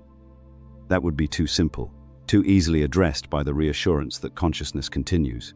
The wrath of death in the Gnostic diagnosis is the terror of annihilation, the dread that there is genuinely nothing beyond the dissolution of the self, the fear that if you refuse the machine's offered continuation, if you decline the contract, if you turn away from every tunnel and every welcoming figure and every offered momentum, what awaits you is not the pleroma but void, pure absence, the end of the experience of being. That fear is the most powerful lever the apparatus owns, because it is the one that can move a soul that has already seen through every other lure. A soul that knows the tunnel is bait, that knows the review is a binding station, that has tested the beings and refused the contract, and is now ascending through the gates. If that soul carries unresolved at its deepest level a terror that the true exit does not exist, that the pleroma is not real, that the refusal of every offered continuation is ultimately the refusal of continuation itself, then, at the final gate, in the moment of maximum exhaustion and exposure, that terror becomes the last and most effective handle the machine has available, and the soul, at the very threshold, grasps at whatever is offered rather than face the possibility of nothing. Resolving the wrath of death is therefore not a matter of believing sufficiently hard that the pleroma is real. Belief is too fragile for that kind of pressure.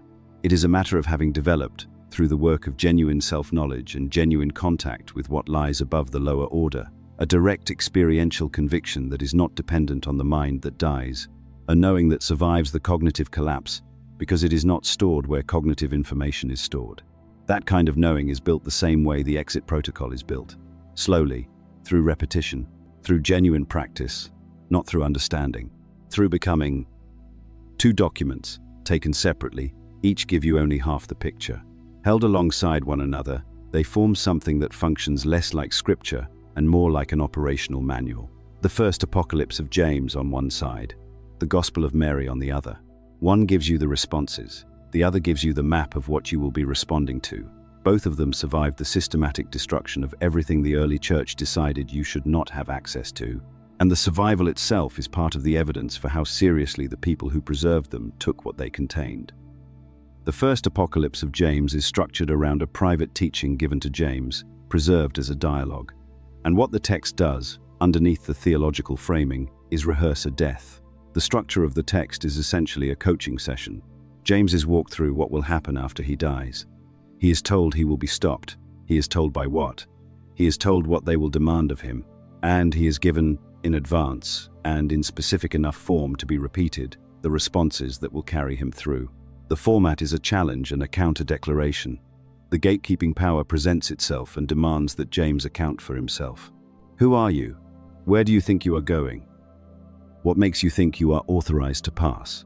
And the prepared soul answers with a declaration that locates it outside the authority of the power making the demand. The response does not plead. It does not argue. It does not attempt to negotiate. It declares. It states the soul's true origin, its provenance from the pre-existent realm above, its relationship to the Father who preceded the entire lower construction, and the declaration, made with genuine knowledge behind it, strips the gate of what it needs to hold the soul. The power cannot detain what does not belong to its jurisdiction. And the response demonstrates jurisdictional immunity by simply and specifically naming where the soul actually comes from. This is unmistakably a password protocol, and it is taught in advance, explicitly, to be rehearsed and embedded before the moment arrives, because the moment of death is not when you want to be discovering for the first time that a specific kind of response is required. The text does not treat death as a passive experience that simply happens to the soul and then resolves itself through divine mercy or cosmic justice. It treats death as a navigated passage, a passage with obstacles. Obstacles that have known procedures for handling them, and it provides the procedures. That is what the first apocalypse of James is. It is a procedure document for the death crossing, given to James with the explicit expectation that he would use it and teach it, because the people who produced it understood that the threshold space is staffed by powers that count on the soul's ignorance of their own protocols. Strip out the ancient theological vocabulary, and what remains is a border crossing scenario, an administered territory whose officials will demand credentials, whose authority extends over souls that do not know they are in a jurisdiction, and whose hold dissolves the moment the crossing soul demonstrates knowledge of its own citizenship in a higher order. The collectors of the lower world hold only what does not know it is free to refuse them. That is the entire teaching of the first apocalypse of James, and it is the reason the responses had to be taught in advance, because improvisation at the border fails. The soul that arrives uninstructed will not think, in the moment of overwhelming disorientation and exhaustion following death, to assert a citizenship it has forgotten it holds. Only the soul that rehearsed the assertion until it became structural will be able to make it when the cognitive apparatus has dissolved. Now, set that alongside the Gospel of Mary. Where the first apocalypse of James gives you the responses, the Gospel of Mary gives you the ascending soul's own account of what it faces. This is the text narrating the experience from the inside, rather than coaching it from the outside. And in the surviving fragments, the soul describes its ascent and its confrontations, and the powers that confront it are named darkness, desire, ignorance. The composite fourth, the wrath bound up with death itself. Each one presents itself as having a claim. Each one asserts that the soul belongs to it, that it is subject to what that power governs. And the soul, in each case, answers by demonstrating that the claim is false, not by fighting, not by force, by showing that the specific thing the power depends on as leverage is no longer present in the soul. The desire power cannot hold a soul that has genuinely loosened its craving. The ignorance power cannot hold a soul that knows what it is. The final power, the wrath of death, cannot hold a soul whose fear of annihilation has been resolved into something more stable than belief. Set the two texts side by side, and what you have is a complete operational picture from two angles. The Gospel of Mary says, "Here is what will confront you, and here is what it will use against you." The first apocalypse of James says, "Here is what to say when it does." One is the diagnosis. The other is the prescription. Together, they were written nearly 2,000 years ago by people who had clearly looked at the death crossing with extraordinary and unsentimental clarity and had decided that the rest of us deserved the architecture in full. The protocol has 10 steps, and the texts are consistent on a point that most modern spiritual frameworks would rather soften into a suggestion. The sequence matters. Skipping a step does not produce a reduced result. It produces a reversal. The soul that omits a step, that moves past one stage of the machine without correctly addressing it, is reabsorbed, not at the stage it skipped, further back, at an earlier station, where the machine has another pass at it with what it knows about that soul's specific vulnerabilities. The sequence is not a suggestion. It is the operating logic of a system that was designed specifically to handle the cases of souls attempting to exit. The Archons have seen souls try to pass before. They know the failure modes. And the entire architecture of the system after the first 3 lures is engineered to exploit the failure modes of a soul that is partially prepared. This is the detail that the simplified modern accounts of Gnostic death teaching almost universally lose, because it is the uncomfortable detail. It is easier to say that the soul that has raised its consciousness is protected, that awareness alone is sufficient armor, that enlightenment is a kind of universal pass. The texts do not support this. What the texts describe is a specific threshold with specific checkpoints, and at each checkpoint, the soul must perform the correct action in response to what is presented there. It is not enough to have done the inner work without learning the external protocol. It is not enough to have learned the external protocol without doing the inner work. Both are required at every step in the correct order. Start with the recognition. This is the first step, and it is the one on which everything else depends, because a soul that does not immediately and clearly recognize that it has arrived at the threshold of the machine will be in the intake process before it has gathered itself enough to apply any of what follows. The recognition has to be automatic, below the level of thought, a reflex so deeply embedded that it fires at the very first moment of the threshold, before the tunnel has fully opened, before the disorientation of the body's dissolution has peaked. The entire first step is a single recognition arriving on time. This is it. I am at the threshold. I know what this place is. From recognition, the refusal of the tunnel, the luminous pull opens, the warmth pours toward you. The identification of it as home is immediate and overwhelming. The entire action required is to not move toward it. That is it. Not a battle, not a negotiation. Simply the refusal of the momentum the machine is offering. Hold your position against the pull. Let it call. Do not answer the call. The action here is its own kind of violence against the deepest instinct a disembodied consciousness will ever feel, and it is possible only if it has been decided long before in a state of full clarity. You cannot decide this at the moment of the pull. The decision must already be made. From there, the declaration of origin, while holding against the pull. The third step is the soul speaking its true nature into the threshold space, asserting its provenance from the pleroma, claiming its exemption from the machine's jurisdiction on the grounds that it is not, in fact, the machine's property. This declaration is not ornamental. It is what reorients the soul's trajectory away from the machine's internal gravity and toward the ascent. It must be made in full, genuine knowledge of what it claims, because a declaration made without the knowledge to back it is a performance, and a performance fools no one at the gate. Then the refusal of the life review when it begins. Then the testing of the welcoming beings. Then the refusal of the pre-incarnation contract. Then the ascent, naming each gate as it is encountered. Then the final password at the highest checkpoint. Then the recognition of the true boundary from its counterfeit. Then the completion at the genuine threshold of the pleroma. 10 steps, performed in order, each one addressing what is actually there at that stage, and not what is there at a different stage. The sequence reflects the sequence of the machine itself. It is a response to an architecture. And like any procedure designed to navigate a specific architecture, it works when performed correctly and in order, and it fails at the first deviation because the architecture was built to exploit deviations.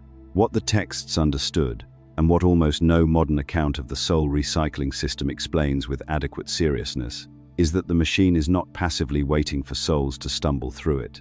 It is actively managed. The archons are not decorative figures in a mythological landscape.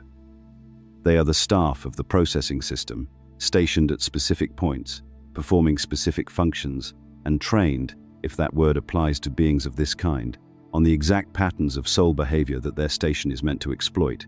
A partially prepared soul is in some ways more interesting to the machine than a completely unprepared one, because a partially prepared soul will try to pass. And trying and failing produces, in the Gnostic account, an instructive return. The soul drops back into the system, with the specific information of its own failure modes added to what the gate already knew about it. Preparation, in other words, is not something you want to do halfway. A half-prepared soul is not half-protected. It is fully exposed at the exact point where its preparation ends. So let's talk about what you are actually dealing with at the gates. Because the word archon gets used in Gnostic teaching the way the word demon gets used in popular religion as a kind of atmospheric menace, a vague, threatening presence you are supposed to fear and resist, that framing is not only inaccurate, it is strategically useless. You cannot navigate a checkpoint by being afraid of it in an undifferentiated way. You navigate it by understanding exactly what is standing there, what it wants, what authority it actually holds, and what it lacks the power to do if you know what you are. The archons in the texts are not monsters. They are not ancient evil spirits who hate you personally. They are, to use the most precise available description, administrators.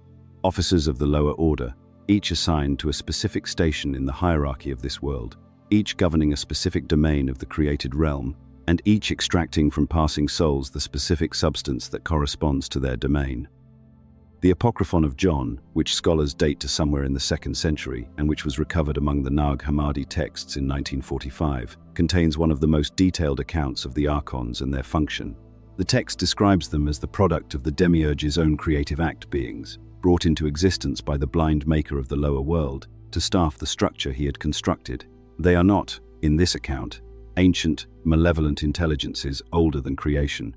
They are functionaries, created for a purpose, running a program they were built to run. This matters because it changes the nature of the confrontation at the gates entirely. You are not facing a being that is your enemy in any personally meaningful sense. You are facing something closer to a mechanism with a face. A station in a system, staffed by a being whose entire function is the assessment and extraction of a specific thing from souls passing through, And a mechanism can be understood. A mechanism can be navigated. A mechanism, unlike an enemy, does not improvise. The Pistis Sophia, a longer and more technical text that scholars generally place in the 3rd century, elaborates on the hierarchy with considerable specificity.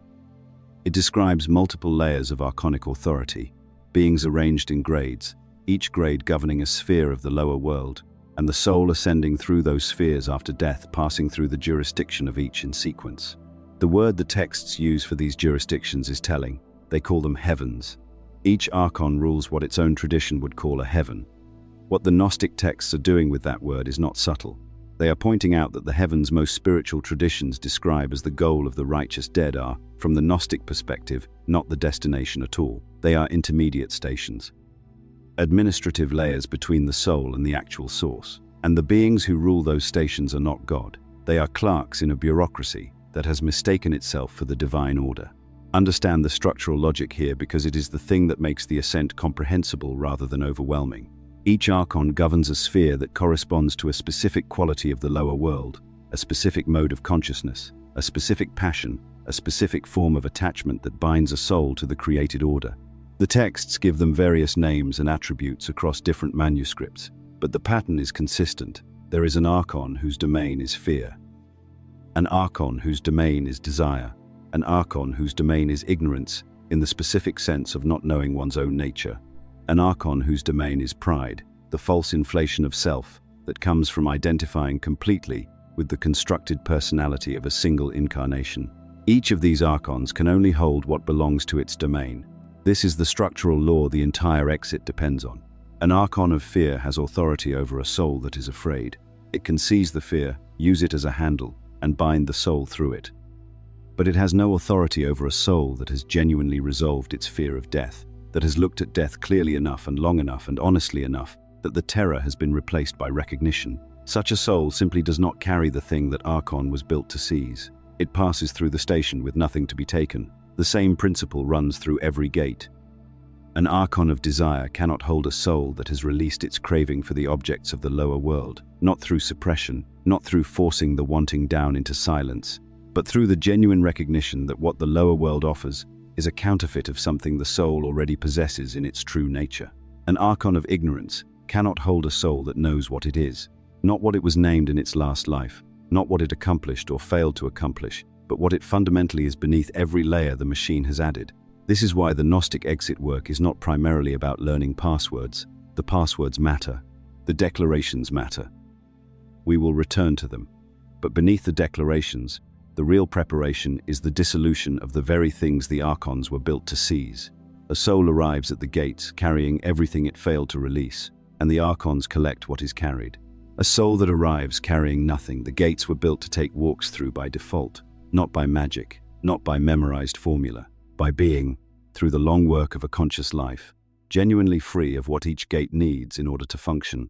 Let us be specific about what is actually extracted at each gate, because the Gnostic texts are not vague on this point, and the vagueness that surrounds the subject in most modern presentations of this material is itself a kind of failure. You cannot protect something you cannot identify. You cannot recognize a theft in progress if you do not know what the thief is reaching for. The texts describe 3 distinct categories of extraction across the gate sequence, and they describe them in an order that is not arbitrary. Each extraction prepares the condition for the next one. They are designed to work in sequence, each one deepening the soul's depletion before the following gate takes its turn. The first category is light. Not light in the metaphorical sense of wisdom or awareness, though those are downstream consequences of its loss. Light in the functional sense, the older texts use the irreducible energetic substance that the soul carries from its origin in the fullness, the inheritance that every fragment of genuine consciousness brings down into the lower order simply by being what it is. The Pistis Sophia is explicit about this. The archons at the gates do not merely obstruct, they take.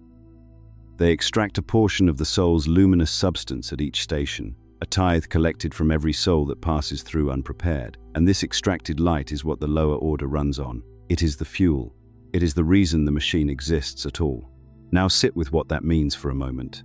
Every human life generates a charge, an accumulation of energetic intensity drawn from the friction of living, the longing, the grief, the love, the rage, the enormous unresolved emotional current. that a human existence produces simply by being a trapped fragment of infinite consciousness trying to express itself through a finite body in a limited world.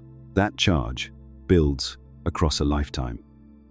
And at the end of the lifetime, at the gate sequence, it is collected, skimmed from the soul the way cream is skimmed from milk. The soul that passes through the gates unconsciously loses that accumulated charge, that entire life's worth of generated intensity, to the system that manufactured the conditions under which it was generated. This is the parasitic economy the Gnostics described, with an unsentimental clarity that almost no other ancient tradition matched. The lower world is not neutral. It is not a training ground you happen to pass through. It is a farm.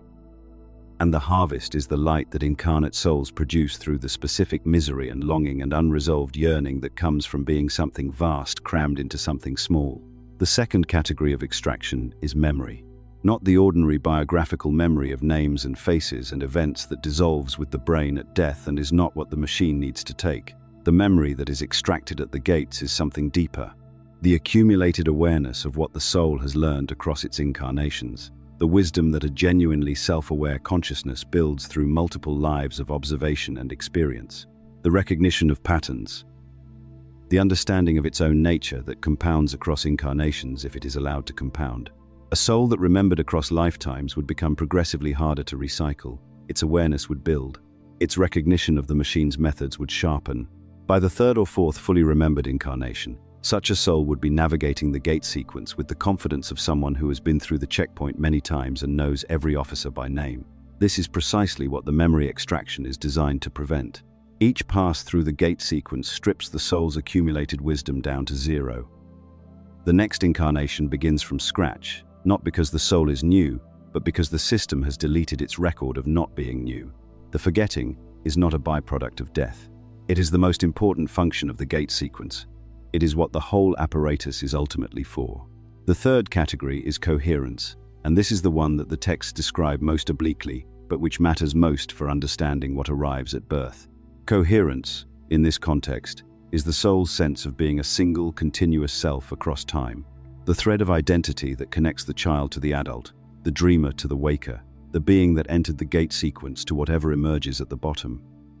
That thread is not left intact by the recycling process. It is deliberately frayed. What incarnates after the gate sequence is not the full soul that died. It is a fragment of it. Specifically, it is the portion of the soul that the gates did not extract, stripped of its light charge, stripped of its accumulated memory, reduced in coherence to a self that is genuinely confused about its own nature, genuinely uncertain whether it is more than the body it inhabits, genuinely vulnerable to the ordinary human conviction that this particular body, this particular name, this particular set of relationships constitutes the whole of what it is. That confusion is not an unfortunate side effect.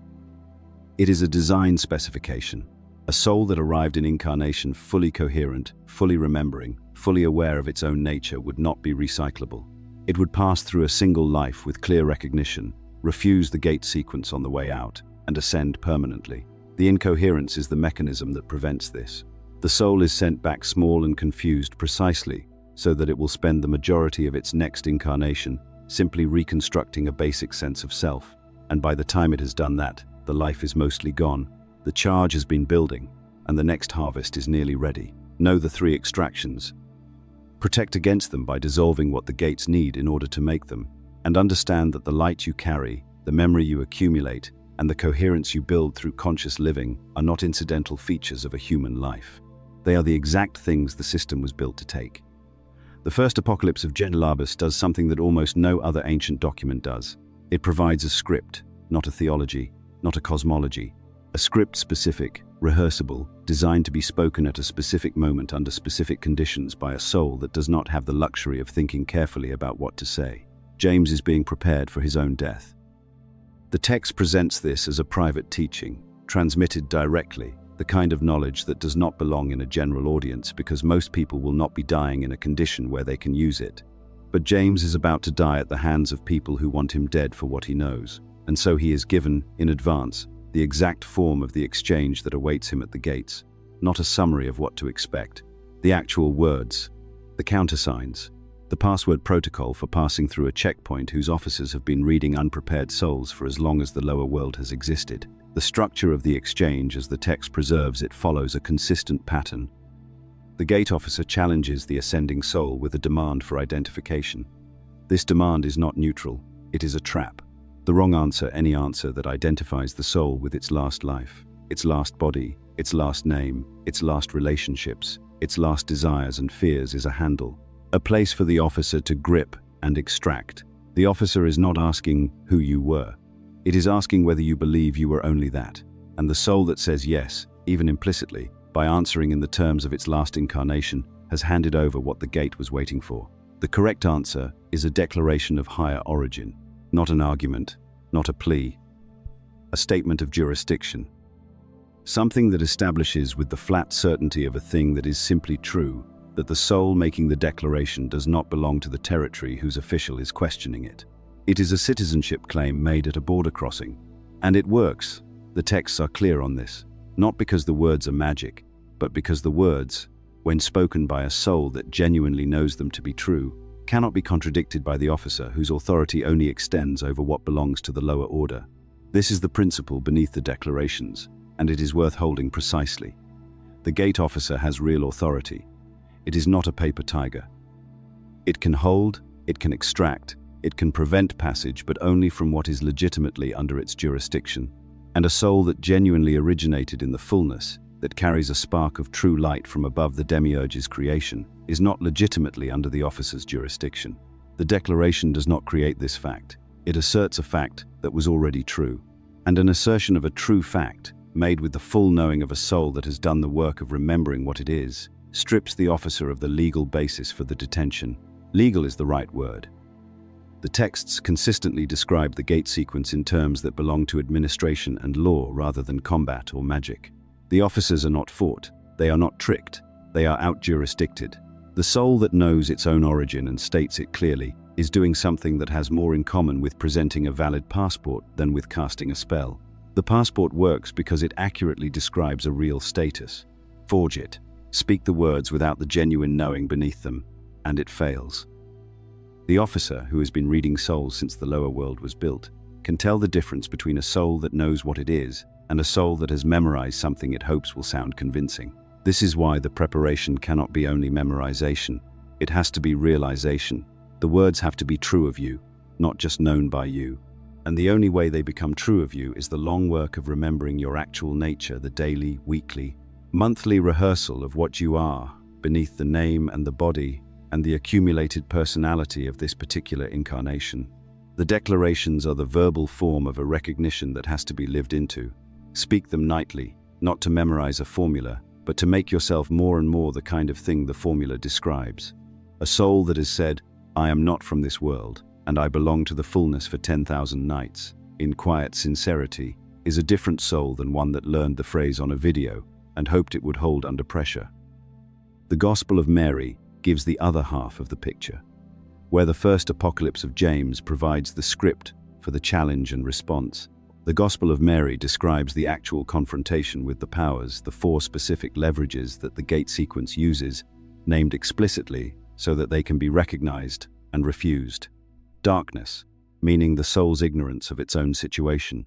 Desire, meaning the craving that fastens consciousness to the objects of the lower world. Ignorance in the deeper sense, not lack of information, but the soul's forgetting of its own nature. And the fourth power, which the text binds up with what it calls the wrath of death, the fear of annihilation, the terror that makes a soul grasp at any offered continuation rather than face the void between lives. The soul in the Mary text rises past each power not by overpowering it, but by being genuinely free of what each one was built to exploit. The darkness power loses its grip on a soul that knows what it is and where it is. The desire power cannot hold a consciousness that has learned to want the source rather than the source's counterfeits. The ignorance power finds no purchase on a soul that has remembered its own nature through years of deliberate practice. And the death fear power, the final and most formidable one, meets in a prepared soul, something it has almost never encountered in the recycling system's long operation. A soul that is not afraid. Not a soul performing courage. Not a soul suppressing its fear and hoping the performance holds, but a soul that has genuinely looked at death, looked at the void, and recognized that what it is cannot be destroyed by what death does to a body. Those are the declarations in their full meaning, not words. a state of being that words describe. Rehearse the words until they become the state. That is the entire instruction. There is a question that almost every serious student of this material eventually arrives at, and it is a reasonable one. If the recycling system is, as the Gnostic texts describe it, a parasitic apparatus built to harvest souls, run by the demiurge's administrative officers, operating through a sequence of engineered deceptions that most souls pass through without any awareness, then why has no one dismantled it? Why does it still run? Not just why have individual souls failed to escape, but why has the entire mechanism not been abolished from above? If the fullness, the pleroma, the true divine order is genuinely superior to the lower world in every relevant sense, then why does the lower world's recycling apparatus continue operating? This question deserves an honest answer, because the answer reveals something crucial about the nature of the exit work and why it is structured the way it is. The Gnostic cosmology does not describe the pleroma as intervening in the lower world, the way a parent might intervene to stop a child from being harmed. The pleroma is not inattentive. It is not indifferent in the sense of not caring, but it operates by a principle that is fundamentally different from the principle the lower world operates by. The fullness does not act by force. It acts by emanation, by the overflowing of its own nature into what is below it. And the lower world, for all its parasitic efficiency, is a created structure that exists in a space that was never supposed to exist, a region downstream of the original creative movement, a realm that came into being through a mistake, specifically through the Sophia's fall, the great movement of consciousness that produced, unintentionally, the demiurge and everything beneath him. The pleroma cannot simply abolish the lower world from above, because the lower world is not inside the pleroma's domain in the way that a building is inside a city. It exists in a kind of shadow space, a region downstream of the original light, structured by beings who have genuine, if derivative, creative authority within their own domain. The demiurge is not a minor power. He is, within the lower order, genuinely sovereign. The archons at the gates hold real authority within their respective spheres. And the fullness does not resolve this by invasion or destruction, because force is not the pleromic mode of action. The fullness resolves it by redemption, by the long project of calling its lost sparks back through recognition, through awakening, through the gradual accumulation of gnosis in the souls that carry true light and are capable of remembering what they carry. The intervention that did occur, and this is the central claim of Gnostic Christology, the teaching that the video on the pleroma we published recently began to open up, was not a military campaign, but a transmission. A being from the fullness entered the lower world, not to destroy it, but to give the trapped sparks a map, to model the exit. To demonstrate, in a form the lower world could not prevent without destroying its own pretense of being a legitimate moral order, that the gate sequence could be navigated, that the system's consent requirements were real and exploitable, and that a soul genuinely aligned with its own origin could pass through the entire apparatus of the lower world and come out the other side without being taken. This is why the exit cannot be handed to you from outside. It was handed to you from outside once, in the form of the teaching, but the execution is yours. The pleroma cannot reach into the gate sequence and pull you through. Not because it lacks the power in some abstract sense, but because the system runs on your consent, and your consent is yours to give or withdraw. A soul pulled through by external force would not be a soul that had genuinely reclaimed its sovereignty. It would be a soul moved from one form of external control to another. The only exit that actually exits is the one a soul walks through by its own recognition, using its own prepared awareness, refusing the machine's momentum by its own decision. This is the deepest law in the entire architecture, and once you see it, the structure of the exit work makes complete sense. The pleroma does not rescue, it illuminates, it sends the teaching. It sends the remembrance. It sends, across many forms and many centuries, the map of the machine and the instruction for navigating it. And then it waits, not passively, not indifferently, but with the specific kind of active patience that belongs to something that knows the difference between helping a soul walk out free and carrying a soul out captive. What this means for you, practically, in this body, in this life, is something that I think about quite often, because it removes the last available excuse for not beginning the work. There is no rescue coming, not in the sense of a force that will override the machine on your behalf. There is teaching, there is the map. There is the accumulated wisdom of people who looked at the gate sequence with extraordinary clarity and wrote down what they saw at considerable personal cost. The Gnostics were not making a comfortable choice when they preserved these texts, and the history of what was done to them and their writings makes clear that the machine, operating through its human instruments, understood exactly what that knowledge threatened. But the execution of the exit is not something that can be done to you. It is something you do while you are alive and have access to the faculty of deliberate attention. You do the work of dissolving the things the gates were built to take. You rehearse the declarations until they are true of you rather than merely known by you. You identify the clauses in your own life, the patterns that have the texture of contract terms rather than genuine self-expression, and you begin the slow work of withdrawing your consent from them. And every night, before the small daily death of sleep, you practice the reflex that will need to be available when the sleep is not small and not daily, but final and total. The system cannot be destroyed from where you stand, but it can be exited, one soul at a time, through preparation, through recognition, through the specific form of courage that is not dramatic or heroic but is simply the willingness to hold still at the threshold, refuse every offered momentum, and move only by your own sovereign recognition toward the only thing in this entire architecture that does not need to pull you toward it because it is where you already actually belong. None of what has been described in this account is speculation. None of it is the private vision of a single teacher or the invention of a modern mind looking for meaning in old language.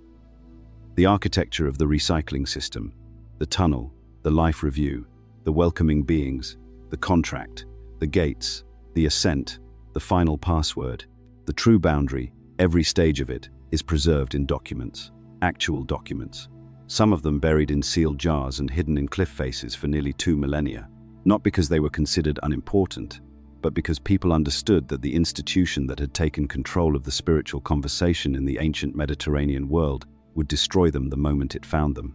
And it had been destroying them, systematically, with the authority of empire behind it. We have already looked closely at 2 of these texts, the first Apocalypse of James and the Gospel of Mary, because they are the most direct in their threshold content. One gives the passwords, the other names the powers. Together they function as a manual, but they are not alone. They are part of a larger body of material, a constellation of documents that describe the same architecture from different angles, in different registers, with different levels of technical specificity. And to understand why this tradition produced so many threshold texts, you have to understand what kind of people were producing them and what they believed they were doing.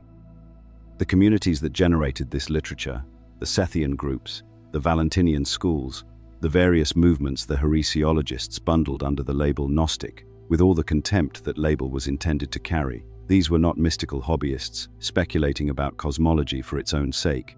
They were people who believed that the condition of the soul after death was the most urgent practical problem a human being could address, that the afterlife space was not a passive territory you simply fell into, that it was administered, that it was dangerous in specific, mappable ways, and that the only preparation worth making for death was precise preparation, based on exact knowledge of what you would encounter and exactly how to respond to it. This is why the texts read the way they do. The Apocryphon of John does not read like theology composed at a comfortable distance from the material. It reads like a document produced by people who believed they had access to real information about real structures in the real post-death environment.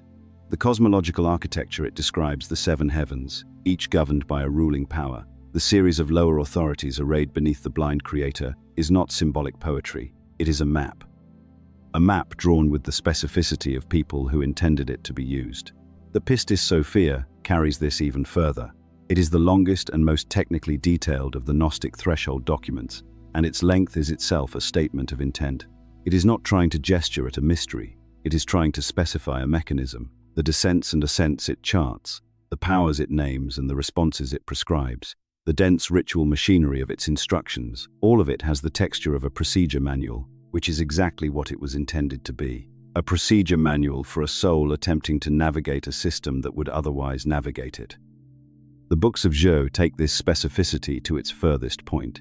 These are the texts that are least discussed in the popular literature around Gnosticism, partly because they are difficult, and partly because their density makes them resistant to casual summary. But their content is the most granular of all the threshold materials. They contain sequences of seals, of names, of countersigns, of specific declarations keyed to specific gates.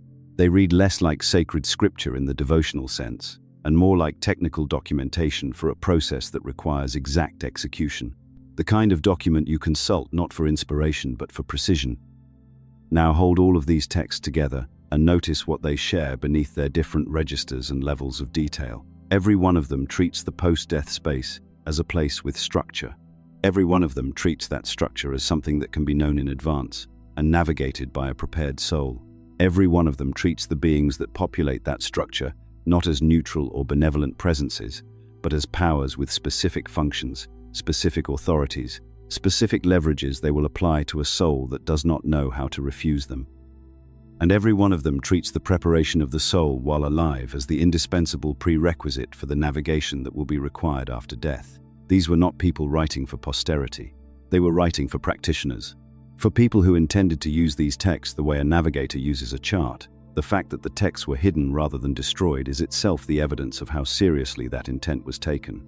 When the institutional suppression came, and it came with force, the people who carried these documents into the desert and sealed them into jars were not making a symbolic gesture of preservation. They were betting on the chance that someday the map would find its way back to the people who needed it. In 1945, at Nag Hammadi in Upper Egypt, that bet paid out. December 1945. A group of brothers digging for fertilizer in the cliffs near the town of Nag Hammadi in Upper Egypt broke open a sealed ceramic jar buried in the rock.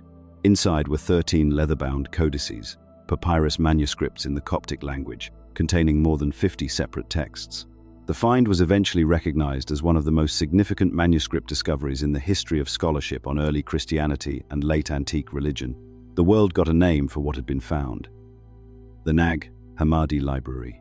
And scholarship got access, for the first time in over 1,000 years, to documents that the institutional church had worked very hard to ensure no one would ever read again. It took decades for the full text to be published and made available. The political and academic and institutional entanglements around the discovery are themselves a story of suppression by inertia of texts that had survived persecution and burial, and 2 millennia of silence being slowed at the process. Final step by scholarly politics and the reluctance of institutions to release materials that would complicate settled narratives about Christian origins. But the texts did emerge. And what they revealed was exactly what the tradition that produced them had always claimed they contained: a complete alternative account of the cosmos, a full description of the lower order and its rulers, a cosmological history of how this world came to be what it is and why the soul is trapped inside it, and threshold instructions. Explicit, detailed, practical threshold instructions for what a soul should expect after death and how it should navigate what it found there. This is the part of the Nag Hammadi discovery that the popular account tends to soft-pedal. The texts were framed in mainstream coverage as interesting historical documents that complicated the picture of Christian origins.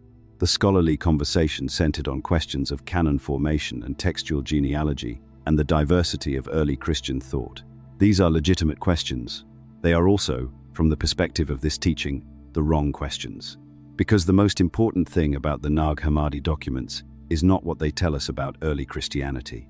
It is what they tell us about the structure of the afterlife and the procedure for navigating it. That is what the people who wrote them thought they were communicating.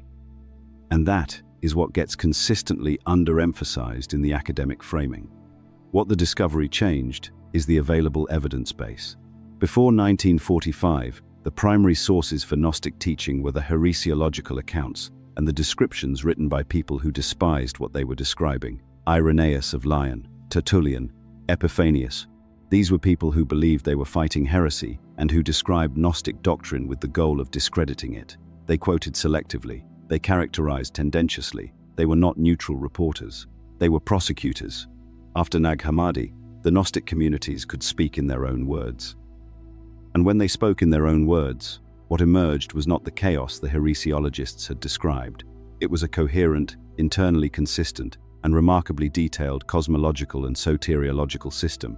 A system with a clear account of the problem: the soul is trapped in a lower order administered by powers that feed on it, and a clear account of the solution: the soul can escape if it knows what it is, where it comes from, and how to navigate the structure it will encounter at death. What the discovery did not change is the situation the texts were written to address. The soul is still in the same position. The system is still running. The gates are still staffed. The tunnel is still offered at the moment of death. The life review still plays. The welcoming beings are still waiting. The contract is still presented. None of that changed, because some jars were found in Egypt. What changed is that the map became readable again. The instructions became available again.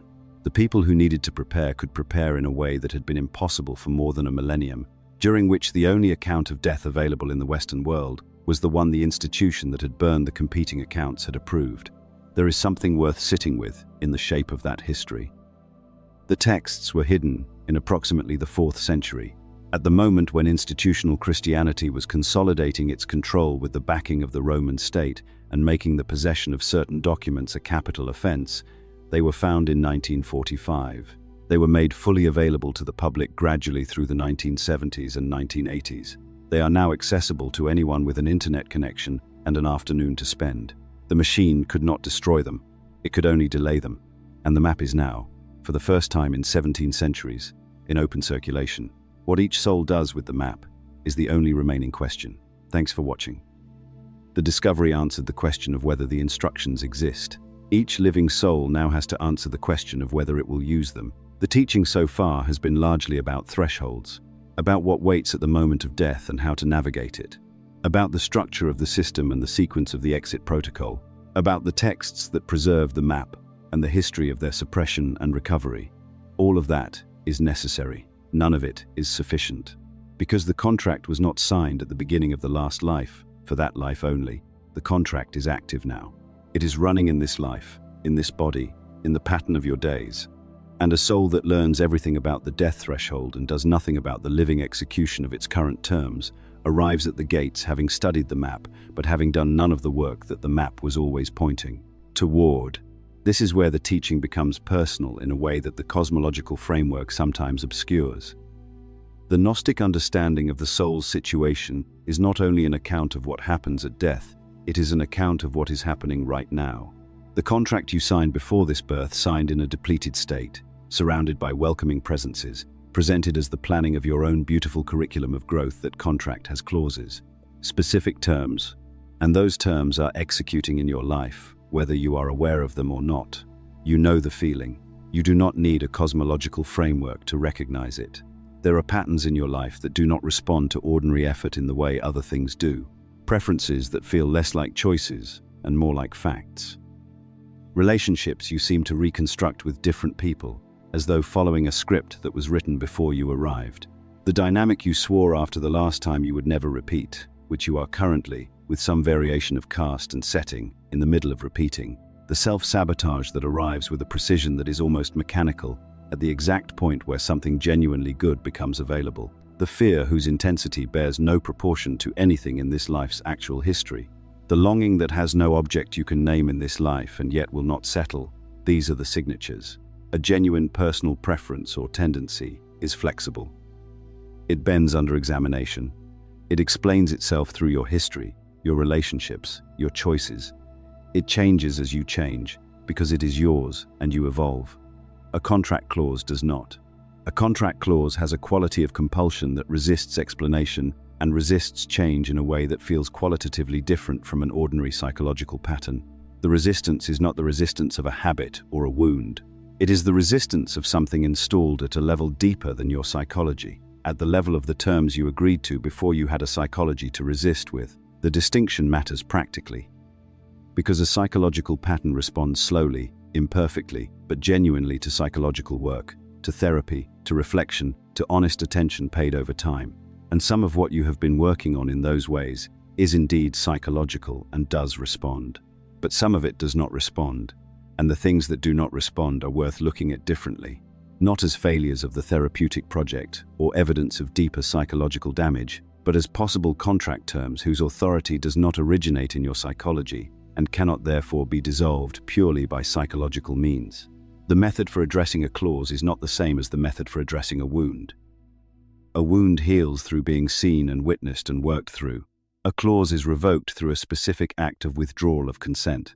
The soul that agreed to the clause, agreed under conditions that fundamentally invalidate the agreement, depleted, deceived, surrounded by manufactured welcoming, with no memory of prior contracts and no awareness that it was in a processing station rather than a genuine planning session. That agreement, made under those conditions, does not have the standing of a free and informed consent, and an agreement that lacks free and informed consent can be revoked by the party who was deceived. The revocation is not a ceremony or a magic formula. It is a real act of will, performed by an aware soul. You name the clause exactly, not abstractly. Not my patterns of self-sabotage. The specific behavior, the specific compulsion, the specific relationship dynamic that has the signature of a term rather than a tendency. You state plainly and without drama that this was agreed to by a soul that could not meaningfully refuse, that you are now an awake and incarnate soul that can see the clause for what it is, and that you do not authorize its continued execution. You withdraw your consent from it. And then, this is the part that requires the most of you, you stop building your identity around it. Stop explaining yourself through it. Stop treating its outputs as revelations of who you fundamentally are, because a clause sustained by your belief that it is you is a clause that has recruited your own self-concept as a supporting structure. The belief that this compulsion is simply your nature is itself a term of the contract. The clause and the belief that you are the clause are a self-reinforcing system. Withdrawing from one means withdrawing from both. This work is slow. It will not resolve in a week or a month. It does not resolve in a single dramatic insight, satisfying as that would be. It resolves through the slow accumulation of a different kind of attention, one that looks at the compulsive pattern and says not, this is what I am, but this is what was installed. And that, over time, over months and years of returning to the revocation, begins to withdraw the energy that the clause feeds on. A clause starved of your identification with it does not vanish overnight, but it does loosen, it does lose its compulsive quality. And the soul that arrives at the death threshold, having loosened even several major clauses through this work, arrives carrying that much less for the gates to grip. The Gospel of Mary is not the easiest of the Nag Hammadi texts to read. It is fragmentary, significant portions of the original are missing, including the first several pages, and what survives has the quality of a teaching interrupted, a conversation caught midstream. What we have is a record of the soul's ascent through the powers that try to hold it, narrated as a vision that Mary Magdalene received and shared with the other disciples after the resurrection. And within that account, embedded in the exchange between the ascending soul and the powers that challenge it, is something that functions as a complete diagnostic of the soul's captivity. 4 powers, 4 things that chain a soul to the lower world. 4 leverages the system uses to stop an ascending soul and hold it in place. And the list is precise in a way that decades of reading about psychology and spiritual development has not improved on, because whoever composed this text had clearly looked at the actual mechanism of captivity with unusual clarity and had described what they saw in terms that remain exact nearly 2,000 years later. The first is darkness. Not moral darkness, not evil in the ethical sense, but unknowing. The state of not knowing what you are, where you came from, what this world actually is, or what is happening to you at death. Darkness is the foundational chain, because without it, none of the other 3 would be possible. A soul that knew with clarity what the tunnel was would not be drawn into it by longing. A soul that knew what the life review was doing would not be bound by its incompletions. A soul that knew what the welcoming beings were would test them and not follow them. Darkness is what makes every other station of the machine work. The entire recycling system is a darkness-dependent apparatus. It runs on the soul's ignorance of its own situation, which is why its first and most fundamental intervention into each soul's incarnation is the erasure of memory. Because a soul that remembered would not be dark in this sense. The forgetting and the darkness are the same thing in different words. The forgetting produces the darkness, and the darkness makes the system viable. Every piece of genuine knowledge about the system's structure, every understanding of what actually happens at death, every recovered fragment of the map, these are all direct attacks on the first chain. The darkness weakens every time you learn something true about your actual situation. This is why the suppression of texts like these was never merely an institutional preference. It was a structural necessity for the continuation of the recycling system. A well-lit prison is a prison in a state of crisis. The second chain the Gospel of Mary names is desire, craving, the appetite that fastens consciousness to the world of objects and sensations and keeps the soul oriented downward rather than upward. Not all desire. The Gnostic teachers were not ascetics in the crude sense, not people who thought the body was simply evil and pleasure simply wrong. The chain is not pleasure itself, but the attachment to pleasure, the structure of wanting that makes the soul dependent on the continued supply of what it wants. A soul gripped by craving cannot leave easily because leaving means leaving the supply. The tunnel's warmth works on craving. The longing for the beloved dead works on craving. The life review's re-immersion in the unfinished business of the last life works on craving. Every lure in the system's repertoire has craving as its point of application.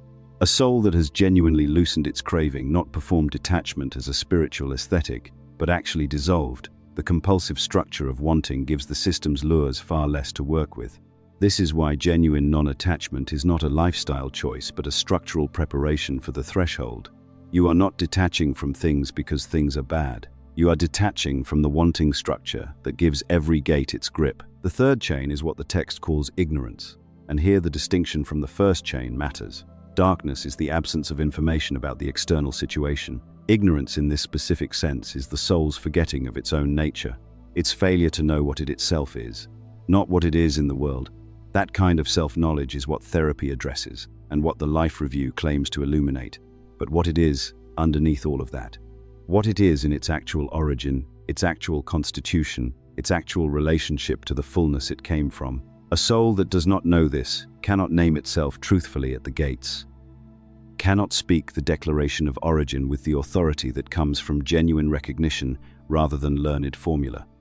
The ignorance of your own nature is the specific failure that hands every gate officer a handle, because if you do not know what you are, you will implicitly agree with whatever account of you the gate presents, and the gate will present you as exactly the kind of soul it has authority over. Knowing what you actually are is not narcissism or spiritual pride. It is the single most protective piece of knowledge you can carry to the threshold. The fourth chain is the most primal and the most honest to name. It is fear, the fear of death itself. The terror of annihilation, of the self simply stopping, of there being nothing. This fear is the deepest lever the system operates, because it is the one that makes a soul grasp at any offered continuation, any tunnel, any comforting presence, any contract, any promise of another life, another chance, another round. The soul that is genuinely afraid of simply ceasing will take whatever the system offers, because the system's offers all share one feature. They are continuation. They are the promise that the self will go on, and a soul desperate for continuation does not ask what price the continuation carries. The death fear is the final and most fundamental hook, which means that resolving it, not suppressing it, not bypassing it with reassuring beliefs, but actually sitting with the reality of impermanence until the terror transforms into something quieter and more sovereign, is the final and most fundamental piece of the living preparation. A soul that is genuinely at peace with the possibility of its own ending is a soul the system cannot buy with the promise of another round. It no longer needs what the machine is selling. And a soul that does not need what the machine is selling is a soul the machine has very little left to work with. So let us arrive at the thing the entire architecture of this teaching has been building toward. Not the cosmology, not the history of the texts, not the diagnosis of the four powers, or the map of the stages, or even the 10-step sequence itself. All of that is the scaffolding. This is the structure it was holding up, the declaration, the specific spoken act that functions as the soul's credentials at the threshold, the statement of true origin that, when made by a soul that has spent a lifetime learning to know it as fact, rather than as hopeful metaphor, strips every gate of its leverage and announces a jurisdiction the lower order has no authority over. Before its words, understand its nature. Because if you misunderstand what the declaration is, you will say it like a prayer, which is not what it is. A prayer is a petition addressed upward to a power you are asking something of. The declaration is not that. It is a statement of fact addressed horizontally to a power that is trying to detain you.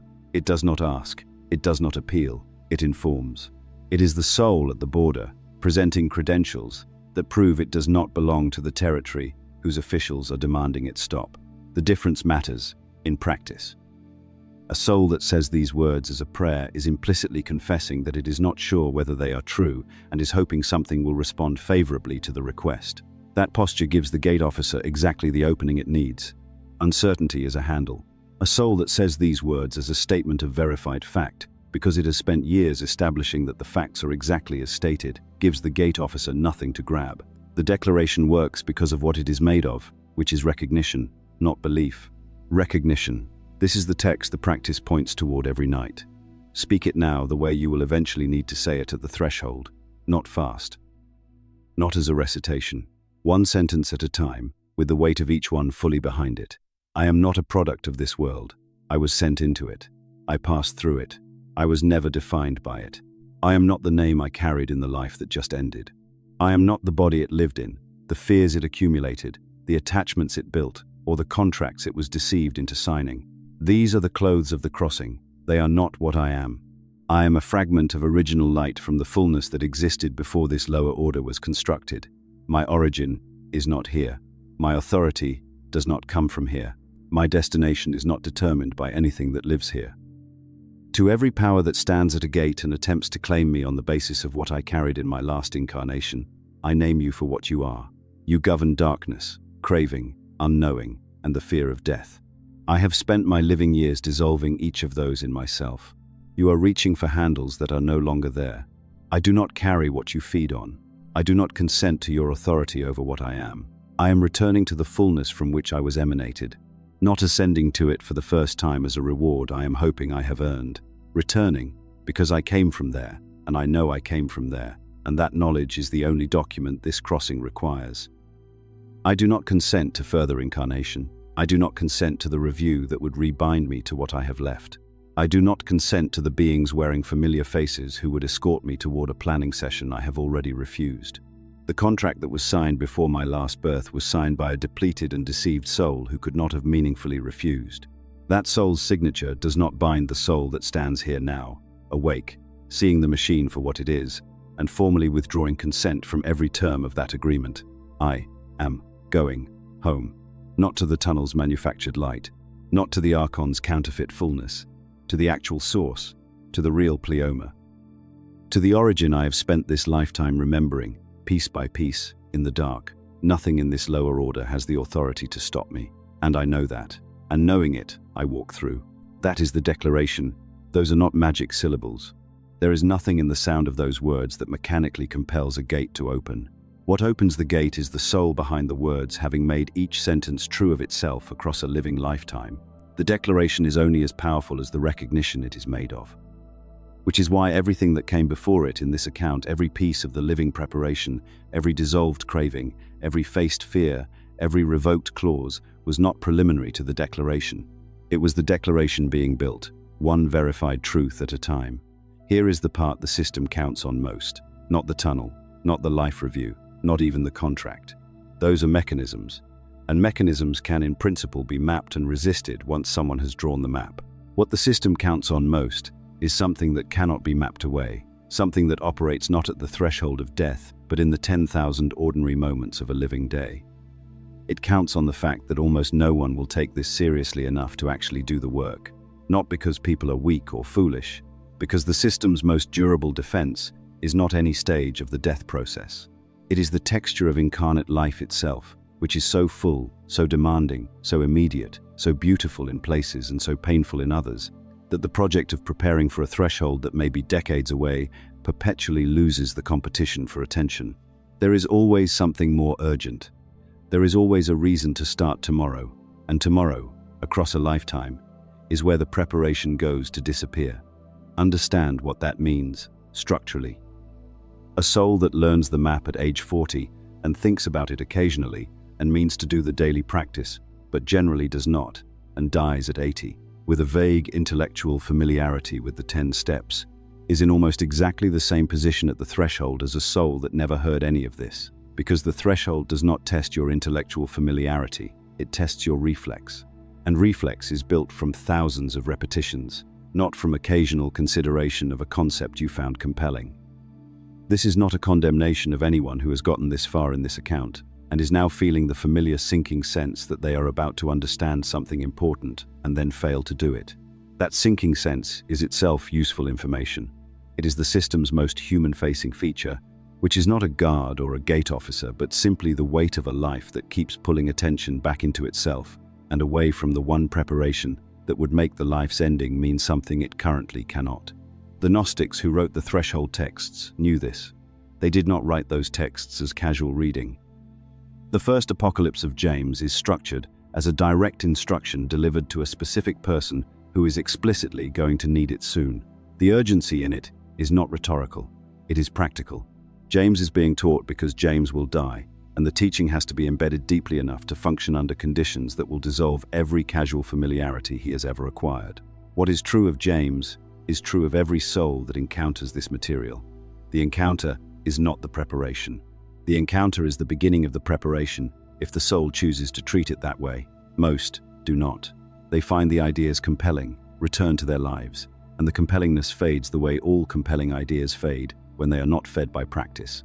So the honest accounting of who escapes the machine, based on everything the texts describe, is very few, not because the exit is sealed. The exit is mapped, described, preserved across multiple primary sources, and rehearsable by anyone alive. But because the exit requires a quality of sustained seriousness that the architecture of incarnate life is specifically arranged to prevent, every distraction is not malicious. Let that be clear. The beauty of the world is real. The love of other people is real. The pleasure of being in a body is real, and none of it is to be refused or denied. The system does not primarily use suffering to keep souls from preparing. It uses fullness. It uses the genuine richness of a living day, which is so absorbing that the soul inside it cannot hold simultaneously. The knowledge that the day is also a temporary staging ground for a threshold that will require everything the soul has managed to build in itself before it arrives. Both things are true at once, and the soul that can hold both simultaneously, that can live fully and love genuinely, and be completely present in its own life, while also maintaining beneath everything the long, slow work of preparation, that soul is doing something genuinely rare and genuinely difficult, not heroic in a dramatic sense. Heroic in the quietest and most continuous sense, which is showing up for a practice that yields no immediate visible reward, and trusting that the accumulation is doing in the dark exactly what it is meant to do. The system counts on you finding the practice too quiet, too unglamorous, too slow, too uncertain in its results to sustain.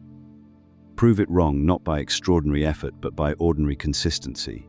The nightly declaration, spoken imperfectly in a tired voice, is worth more to the threshold than the most vivid and moving encounter with these ideas that was never followed up on. Begin, miss a night. Begin again, miss a week. Begin again. The preparation is not ruined by interruption. It is built by the sum of all the beginnings, however small, however imperfect, accumulated over however many years remain. Everything this account has described about the death threshold, the tunnel, the life review, the beings, the contract, the gates, all of it points back to the same location, not the moment of death, now. This body, this life, this particular stretch of incarnate existence that you are in right now as you hear this. Because the work that determines what happens at the threshold is not done at the threshold. It is done here, in the weeks and months and years between this moment and whenever that threshold arrives.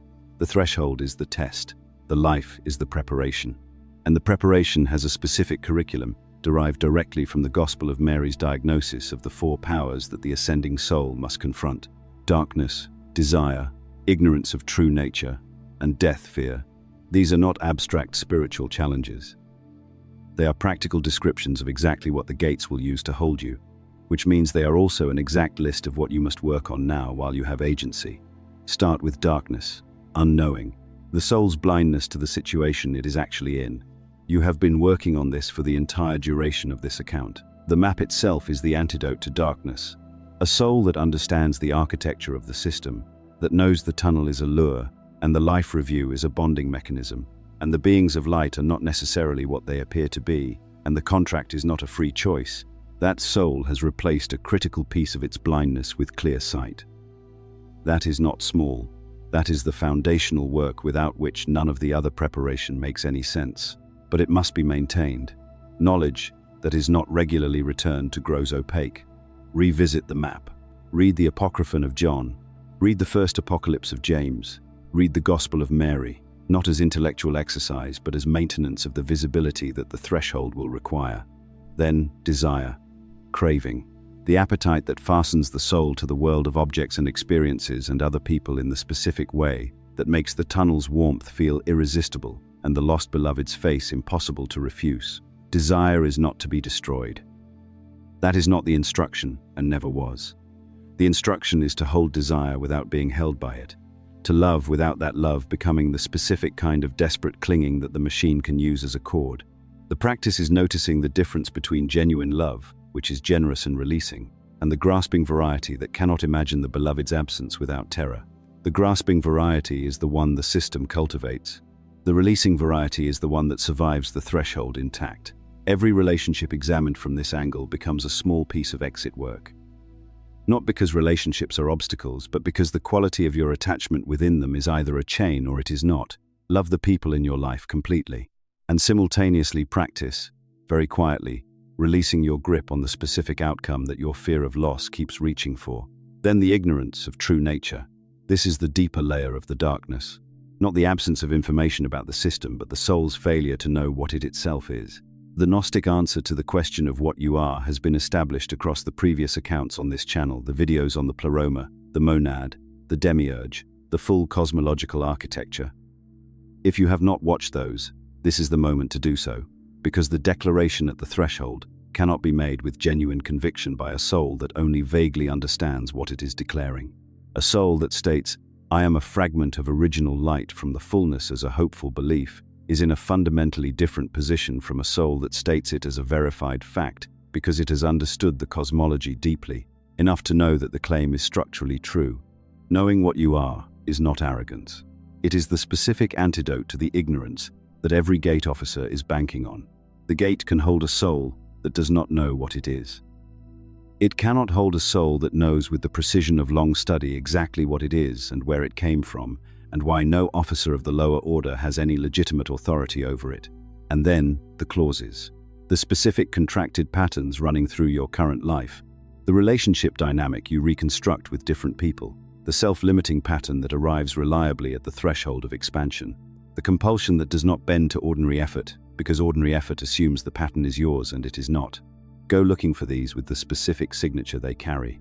A genuine personal trait is flexible, contextual, responsive to growth. A contracted clause is rigid, compulsive, impervious to reason, and has a quality of being done through you rather than by you. Find one. Name it plainly, without drama. Withdraw your consent from it in the specific language of a soul that understands what it is doing. The soul that agreed to this was not in a position to refuse. The soul that sees it now does not authorize its continuation. Then stop feeding it. Stop building your identity around it. Repeat the withdrawal regularly. Over months, watch the grip loosen. This is the work. It is slow. It is unsexy. It yields no visible certificate of completion.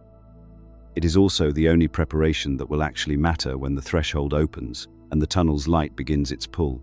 There is a comment that arrived under the video on the pleroma from a viewer who wrote, "Since I was a child, I knew something was off. That the way other people seemed to think and live their lives was just wrong. I came to terms with being different." I have read that comment more times than I expected to, because it names exactly the experience that every piece of this teaching is ultimately about. Not the cosmology, not the texts, not the 10-step protocol, but that feeling, the low-frequency wrongness, the sense of a world that does not quite fit. The private certainty that something about the standard story is missing. That feeling is not pathology. In the Gnostic framework, it is orientation. It is the pneumatic spark recognizing, at the level below articulation, that the territory it is moving through is not its origin. And the question that this entire account has been building toward is what you do with that recognition once you have it. Once it is no longer a nameless unease, but a mapped and sourced and precisely described understanding of the system you are inside. Here is what I believe, and I want to be precise about the fact that this is my reading of the material, rather than a claim extracted from a primary source. The texts describe an exit. They describe it in enough procedural detail that it is not metaphor, but they also describe, in the Gospel of Mary's list of powers, and in the first apocalypse of James's emphasis on preparation, that the exit is available in proportion to the preparation. The door is not locked from the outside. It is not sealed against you by a force that exceeds your own. The thing keeping most souls inside the machine is not the machine's strength. It is the soul's unpreparedness at the specific moment when preparation is the only thing that matters. What that means for you, right now, is something that has no precedent in most of the traditions you may have encountered before this. Most traditions offer salvation as something given, a grace extended from above, an earned reward, a state achieved through surrender to an authority. The Gnostic account offers something structurally different. Not salvation, recognition. The soul does not need to be saved by something outside itself. It needs to remember clearly enough what it is that the machine's tools lose their purchase on it. The power is already in the soul. It came in with the soul from the fullness. The entire system's operation is premised on the soul not knowing that the power is there. This is the single most important thing to hold from everything in this account. The machine is not more powerful than what you are made of. The machine is more practiced at using your own nature against you than you currently are at recognizing and refusing its moves. That asymmetry is correctable. It is correctable through exactly the work this account has described. And that means the distance between a soul that gets processed indefinitely and a soul that walks out of the system is not a distance of spiritual hierarchy or cosmic election.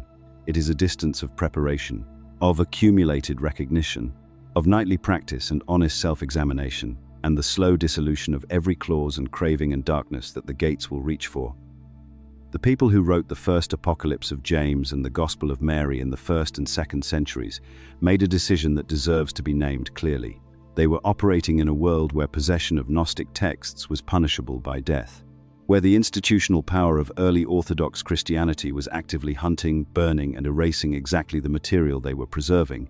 They wrote anyway.